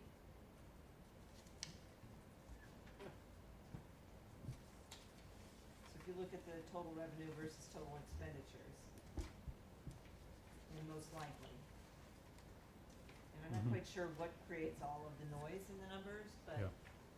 it was consistent assumptions, so there must be something that, Steve, that shows up every once in a while, which may be debt service. It primarily is. Judy, just so I'm clear, you're looking at 2019 surplus deficit, looking at a $2 million deficit. No, I'm looking at total revenue percent change, and then I'm looking at total expenditure percent change up above. So if that's actually change in those lines, we can actually, Except there's some noise in it from debt service. yeah. I can real quickly take that out and put it up on the screen. Love that. So I'm just looking out at 2019 on this most likely, and that's where debt service has been mostly paid down. So probably the least noise there, and that's where we're seeing a 1.76. Am I doing the math right? No, 1.86 spread. No, it's 1.85 versus 4.37. So 5 and 2 wasn't too bad. Exactly. No, I mean, I should have known. I Bob sort would of grabbed know. these from the previous presentation you made. I mean, and just sort of rounded them. So this is Which is this? excluding the debt service fund. The thing you have to keep in mind that now that we're not looking at all funds, we're gonna have an interfund transfer that's going from the life safety fund levy that's going to debt service to pay off some bonds. So this is now the line that's really the net, I'm sorry, this is the line that's the net change year over year. But that did smooth out some of these percentages. Oh, okay. Say, when the percentages are different, why does it still show a surplus when the percentages are? Because it's hard to set the high point.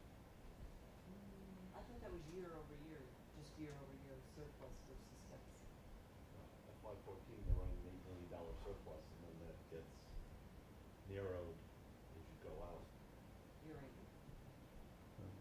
A couple other things that are still causing some uneven, the capital is down here and then it's up at a higher point, so that's why this percentage is jumping. We're going from like 4 million to 6 million roughly capital. And then there's a jump here in taxes because of the higher collection rate assumption. That's a 1% higher collection rate. How are you going up 7.5%? I'd have to look, there may also be a timing thing Okay. with the debt service falling off Oh, okay. is Yeah. affecting the operating fund collections potentially. Oh, I see what you mean. Yeah, absolutely. But as we go out here, 2017, just salary and benefit costs are shown in this model going up 5.14%. In 2018, they're going up 4.71%. 2019, they're shown going up 4.73%. I guess one of the things that I think it's important for us to think about is that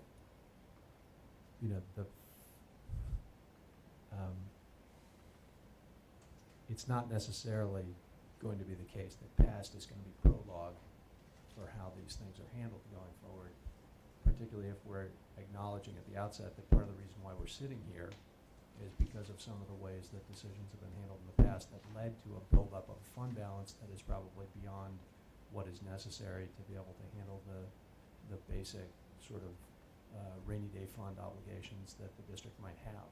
So in that same way, it isn't necessarily the case that the distinction or the discrepancy between dollars expended and revenues coming in is in the past is going to have to be maintained at some point going forward. And I think there are going to be ways that the board will have an opportunity to be able to look at those things and make some determinations on those. And I think we just want to be careful about locking in some of those, margins, some of those discrepancies as if they're going to continue, because there's nothing that indicates that they have to.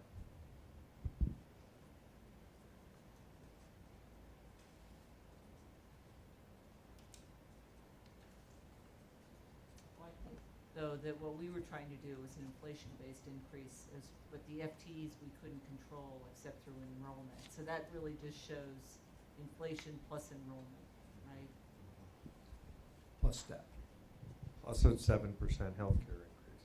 So there's a bunch of things all blended in that were in that assumption page that we went through.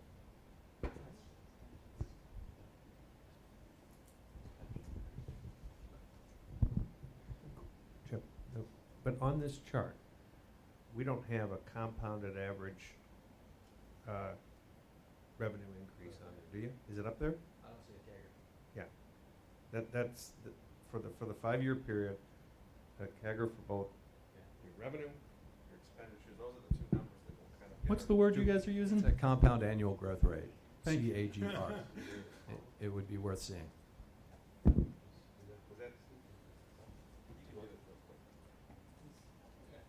just math. Bob can do it with his fingers. But I guess I would go back to Raising it to the fourth. that salary and benefits, if it's truly 4%, whatever that is. Between 4.7 and 5.1. 4.7. I guess when the school looks at that, though, it's not sustainable. I mean, salary plus benefits at 4.7 when inflation is just at 2.5.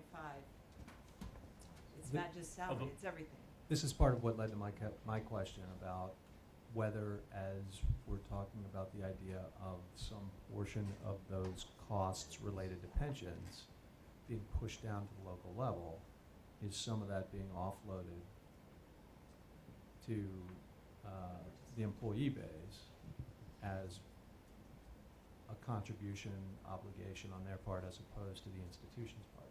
Same thing with respect to healthcare. I mean, those are the types of cost shifts that are occurring in society everywhere. And the question becomes, does that become part of the discussion at the board table here? That's not for us to say, but it is certainly possible that that could become part of the conversation going forward in light of the fact that it's certainly part of the conversation and part of the reality for many of the people who are paying taxes at this point. But there's also a significant increase in FTE due to the enrollment increase projected. That's right, because that's a total salary cost, right, not a, yeah. So to skew it. David? Which gets into one other point, which we do need to also be aware of, which is that we may be acting as if the revenue change isn't on entirely the same base, but it doesn't have to be. That there is growth that can occur in the number of prospective taxpayers in the community by virtue of new investment in the community. And so when we see an increase in the revenue component, that doesn't necessarily correlate to that exact same percentage increase in your own individual tax bill, which is to the point that I think Mary was sort of getting at, that we can either attract new investment, which will lead to new taxes being paid into the system, or we can maybe inhibit the attraction of new investment based on some Right, of so our tax and policy. if I understand that correctly, and of course TIFs coming off will also affect that. So when we similarly, I understand your analogy, looking to the total cost of personnel is a total revenue cost that is more than just the increase over CPI increase from last year. There's an opportunity for revenue growth to help defray some of those costs. To that point, is the TIF coming off included? Is that this? included in here, Steve? That's in the next WFO. That'd be 2020. It's in 2020? Okay, okay.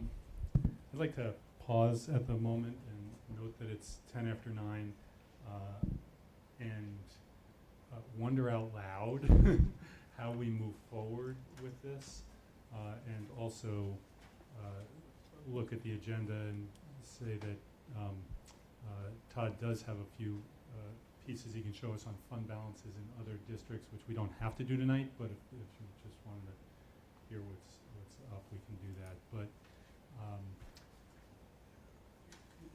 we have so many pieces on the table now, and it may be that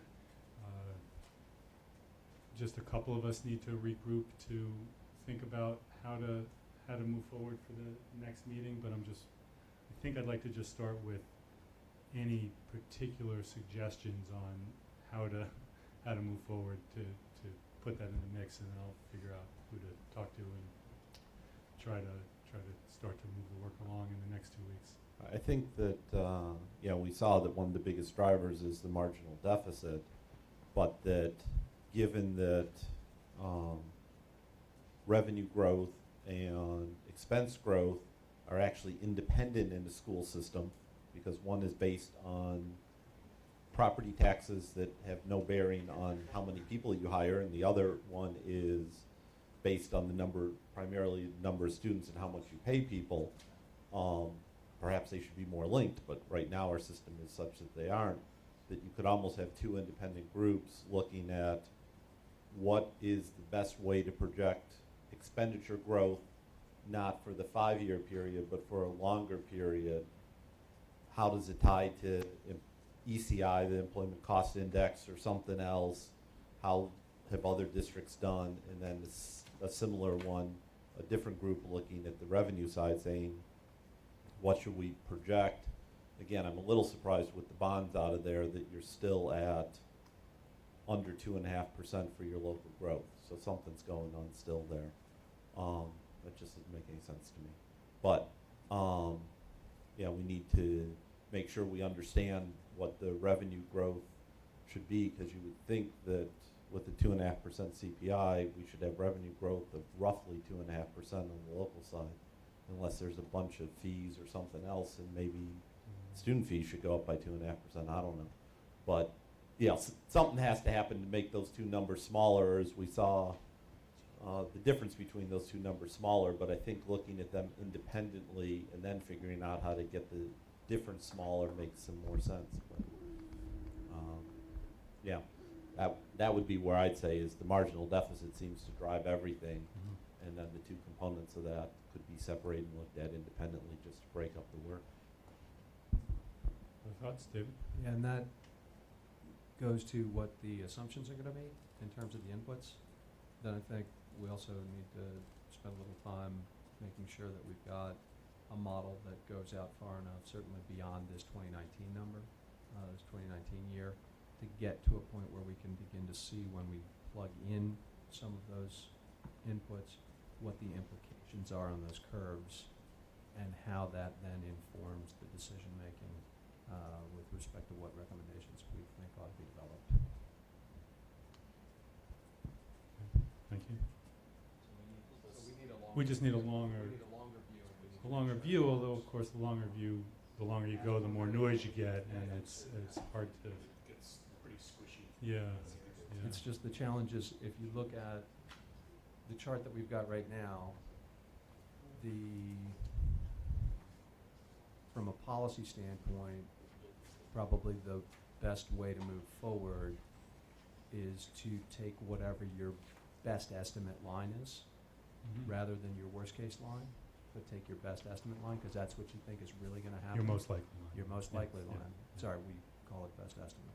Uh-huh. And, at this point, that 2019 number, acknowledging that we're gonna make a couple of changes to assumptions and things, by 2019, you're still essentially flatlining. You're pretty close to flatlining. And so, if we can't see beyond the 2019 time horizon, there's not a really strong, compelling case just based on this one chart to say that you're going to end up in a situation where you're going to have to be running significant numbers of referenda over the course of the next 30 years. So I think we're going to need to get to a point where we can see further out. Right, if we To just be able to have extrapolate a out that red exact- line, it doesn't look so it bad. doesn't- Yeah, exactly. yeah. But I guess I would challenge the idea that we should look at revenues and expenses separately. I guess I believe that if you set up a governance structure that the district adopts that focuses in on a few key metrics like the structural deficit and the percent of that structural deficit that you want Todd to plan around in terms of the structural deficit, then the board will have very real conversations about trade-offs that we shouldn't be making, that the board should be making. So if you looked at this and 3% is not sustainable, 3% results in some really bad things. So it can't be 3% even though that's what it looks like you're on the path of now. So the board should figure out what the trade-offs are and the sensitivity around what that structural deficit should be, and then manage to it. And when you get to a certain dollar amount, when your fund balance gets to a certain dollar, then you go for a referendum. Because you know how long it's going to be before your money runs out if you actually run to a structural deficit percent, right? I'm not sure that what you and Bob are saying are inconsistent. I think Bob was saying let's make sure we have the numbers right on both of these. Well, I didn't think first, that but- people needed to meet separately to Yeah, figure out what to the figure revenues out, and the yeah, expenses yeah, should be. It just yeah, seems like Yeah, no, I agree. Todd knows, Uh-huh. and then you would just decide what the spread should be. Then you start talking about what the trade-offs Right. are if that's the spread, rather than meeting separately to figure it out. Yeah, I agree, I You agree. see, Yeah, do you understand what- with either. yeah, Let's yeah, just- yeah. Um, Yeah, as Jeff was saying, my concern was making sure that we're not just Right, we only taking have a simple estimate and then saying we're going to coerce them together without really knowing what makes up the estimate. If you don't know why this thing's at 5% and what drives it, the expense side, and for instance, Steve was looking at what drives the revenue being under 2%, when local taxes are 2.5%, there's state funding is flat in the model that they're doing right now. Federal funding is flat in the model they're doing right now. The fees and food service and various other things are modeled as flat. And so are those assumptions that we want to have in there as well? Because they're going to drive the difference. And you're also assuming 80,000 per FTE forever, which wouldn't be the case. No, No, it's incremented up. increases. It's Oh, it does incremented up. increase? I Yeah, thought- it's Oh, I incremented thought up. it said 80,000. So, David, yeah. Just one other quick question. This is sort of a separate question, but I think in the first meeting, maybe first or second, Tom and I had both raised one question. David, I'm not hearing you so well. Is that on? Yeah, it's on. Sorry about that. That's better. Tom and I had raised a question which I think we thought might be helpful and instructive around some of this question around structural deficit or margin, which was the history of turnover in terms of teachers leaving or employees leaving the employment of District 200 and going elsewhere, with that being sort of a marker for sort of what the relative level of demand is and how we stack up to other competing jurisdictions.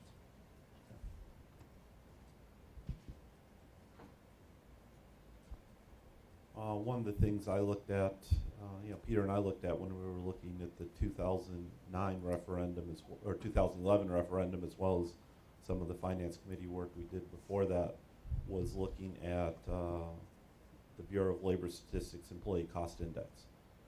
Historically, sort of seeing what they have broken down by government workers. They even have it broken down to elementary and high school teachers as a separate index that they have. And that sort of tells you what it historically has been nationally, and then you can compare that to like the CPI and sort of say, okay, here's over a long period of time how teacher salaries have compared to CPI. And not that you can't coerce them together, but if Bureau of Labor Statistics say these historically have been very different, then is that what we want to go into for the model? I think both of those data points will be helpful. I think that one, and then I think also what's the history here, Right. will be, both of those taken together will be instructive. Susan? Assuming, I don't know how that data's been kept so long. Bob's captured some of it already, so.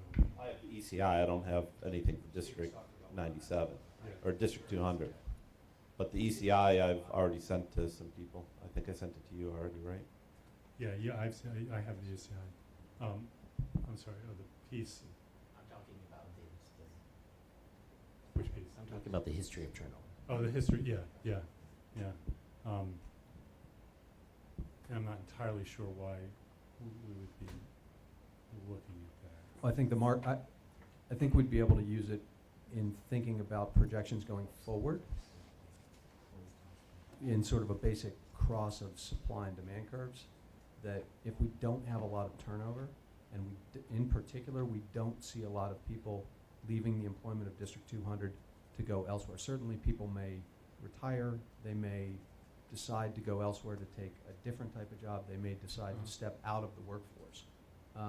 But if they go someplace else for the purpose of taking another education job in another school district, that's a marker that whatever's going on in that other school district is exceeding Okay. in value I understand. what is being provided here. Uh-huh. And if they're not, then it gets back to the point that Judy's getting at, which is the importance of this issue of the margin and how important is it. Okay, I think I'm gonna have to take this in and figure out who among you to call to talk it through further, and to decide how much prep we need to do between now and the next meeting, and how much of this conversation has to happen as a group, right? And I'm just not quite quick enough on my feet to figure out that answer right now. This has been a very rich conversation, and I want to take it in. Tom? Yeah, just thinking to the next meeting, and I think, again, the modeling helps me with kind of clarity. Today, we talked a lot about the gap, the structural deficit. Next session, we're going to be talking about what could be some one-time expenditures And so there's a variety of those elements, which is the other element that Bob kind of showed. And while it doesn't impact, drive the model as much, it certainly impacts what, as a team, we've been chartered to do, which is look at what level of fund balance, et cetera. So I think next session will fit in well. And that'll give us kind of both of the pieces we really need to begin tackling this thing. I think that's right. I think I said at the last meeting that there were three things when you had to get the base projection model to a place that we were all comfortable with, and I think we've made great progress on that. And there's a little bit more to do, but we've made great progress, and thank you to everybody who worked on that. The second is understanding what a steady state would look like, and then the third is if we're going to look at moving from where we are now to a lower fund balance as almost a starting point for that steady state. As a policy, there's sort of the steady state that Bob was talking about, and any reserves for anything else that you know is coming down the pike, like facilities. So we'll talk about facilities next time for sure, and that'll begin that conversation about the one-time things. We've got enrollment, we've got pension, we've got facilities. Those are the real shifting things, and everything else is more or less as steady state as we can guess right now, as we know right now. David. Just to both of those points, I think it's also, we're getting to a point where it's incredibly important to have as many of us around the table as possible for some of these discussions. So impressing upon everyone over the course of these coming couple of weeks. I know a couple of people are going to have commitments, but as many of us as can be here as possible to benefit from all of this discussion that we are beginning to engage in, I think the better for the ultimate output. I think that's true, both in getting as many people here as possible and to having as much of the conversation in the full group as possible, and not doing too much of it in small groups. But there's clearly some information clarification that we can do in small groups. So that's what I'll try to drive it to. Do you have something else, Chris?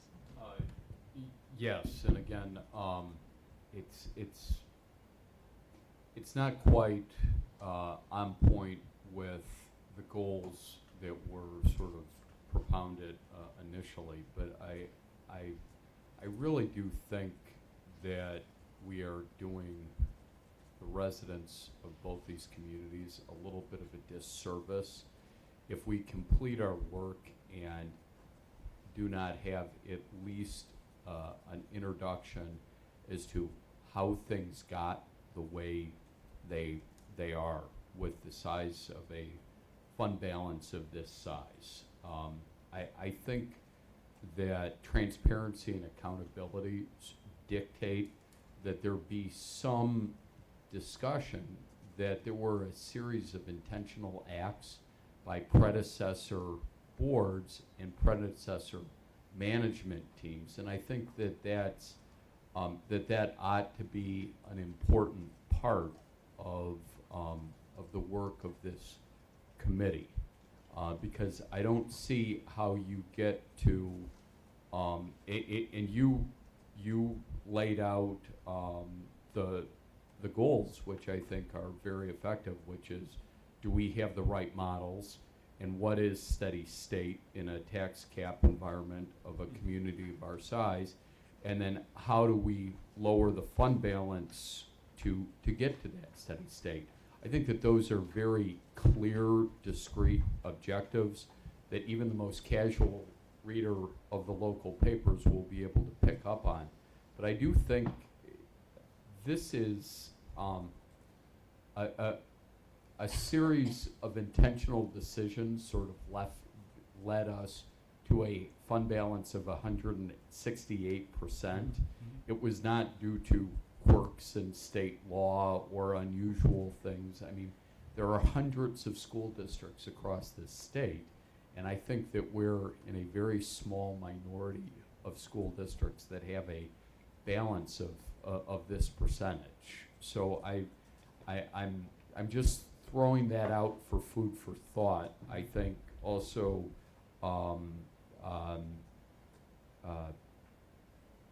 seconding David's point, that it becomes very important that we have as many of the folks around the table and that we have as much of this discussion among the committees in an open session. Thank you.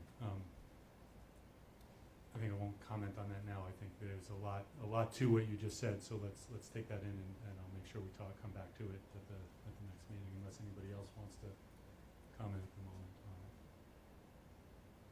it. In terms of the piece that Todd did not do tonight, and some of the things that we talked about earlier about other charts, other information about impact on the community, I think that some of that we can just put together, send it out to the full committee as an informational piece so that we have it in our, as background and post it to the website so that it's all made public. And When it may even be valuable on some of it to take 5 minutes at the beginning of the next meeting. that's but- right. It might, but not beyond that. as we're seeing, some of these conversations get complex, and if we're going to have all the conversations and come to some conclusion by the beginning of December, we can't do it all. We have work to do. I'll ask first if there's anything else that anybody wants to kick in, and I'll ask for visitor comment. If there's any other thoughts by anybody first before we move on? Gail, did anybody sign up for it? Would anybody like to make a comment tonight? Okay, with that, I'd like to entertain a motion to adjourn. Did you say that you were going to ask for public comment? I did just ask for public comment. Would you like to make a comment, Ralph? Yes. Okay, please. I didn't understand that you were Yeah. asking for it. And Ralph, I'm going to remind you, as you well know, that we're going to try to keep it to 3 minutes, please. I'm very aware of that. I believe that there are certain assumptions that have not been discussed. I believe Bob Spatz alluded to a few of them very briefly in the very last comments that he made. We have not gotten into a serious discussion about how our rate of acceleration of expenditures matches with our rate of acceleration of income compares. And I think that you have seen graphs showing that our expenditures are increasing at a faster rate than our revenues are increasing. And they're both increasing. But I checked this about 3 years ago. I believe that our expenditure increases were going up by roughly $250,000 a year. We're accelerating at a rate of about $250,000 per year, I guess, if that makes sense. We have assumed that these are built in, that this is, we have acted as though these are built-in things that we have no control over. I believe that that our board can control that acceleration of expenditures, but we've never seriously talked about it in open meetings because the expenditures have a lot to do with our biggest expense, which is salaries. And we don't like to talk about the board actually trying to control levels of compensation in a public meeting because we say, well, that's something that has to be dealt with at a bargaining table. Well, I agree that the details do have to be dealt with at the bargaining table, but we have not discussed what our board would like to see. I believe that we have the ability to bring our expenditures in line with our revenues, both increasing, and I believe we have reason to believe that revenues will continue to increase. And I believe that we have the ability to control our expenditures so that they are in line with the revenues, thereby making referenda a moot point.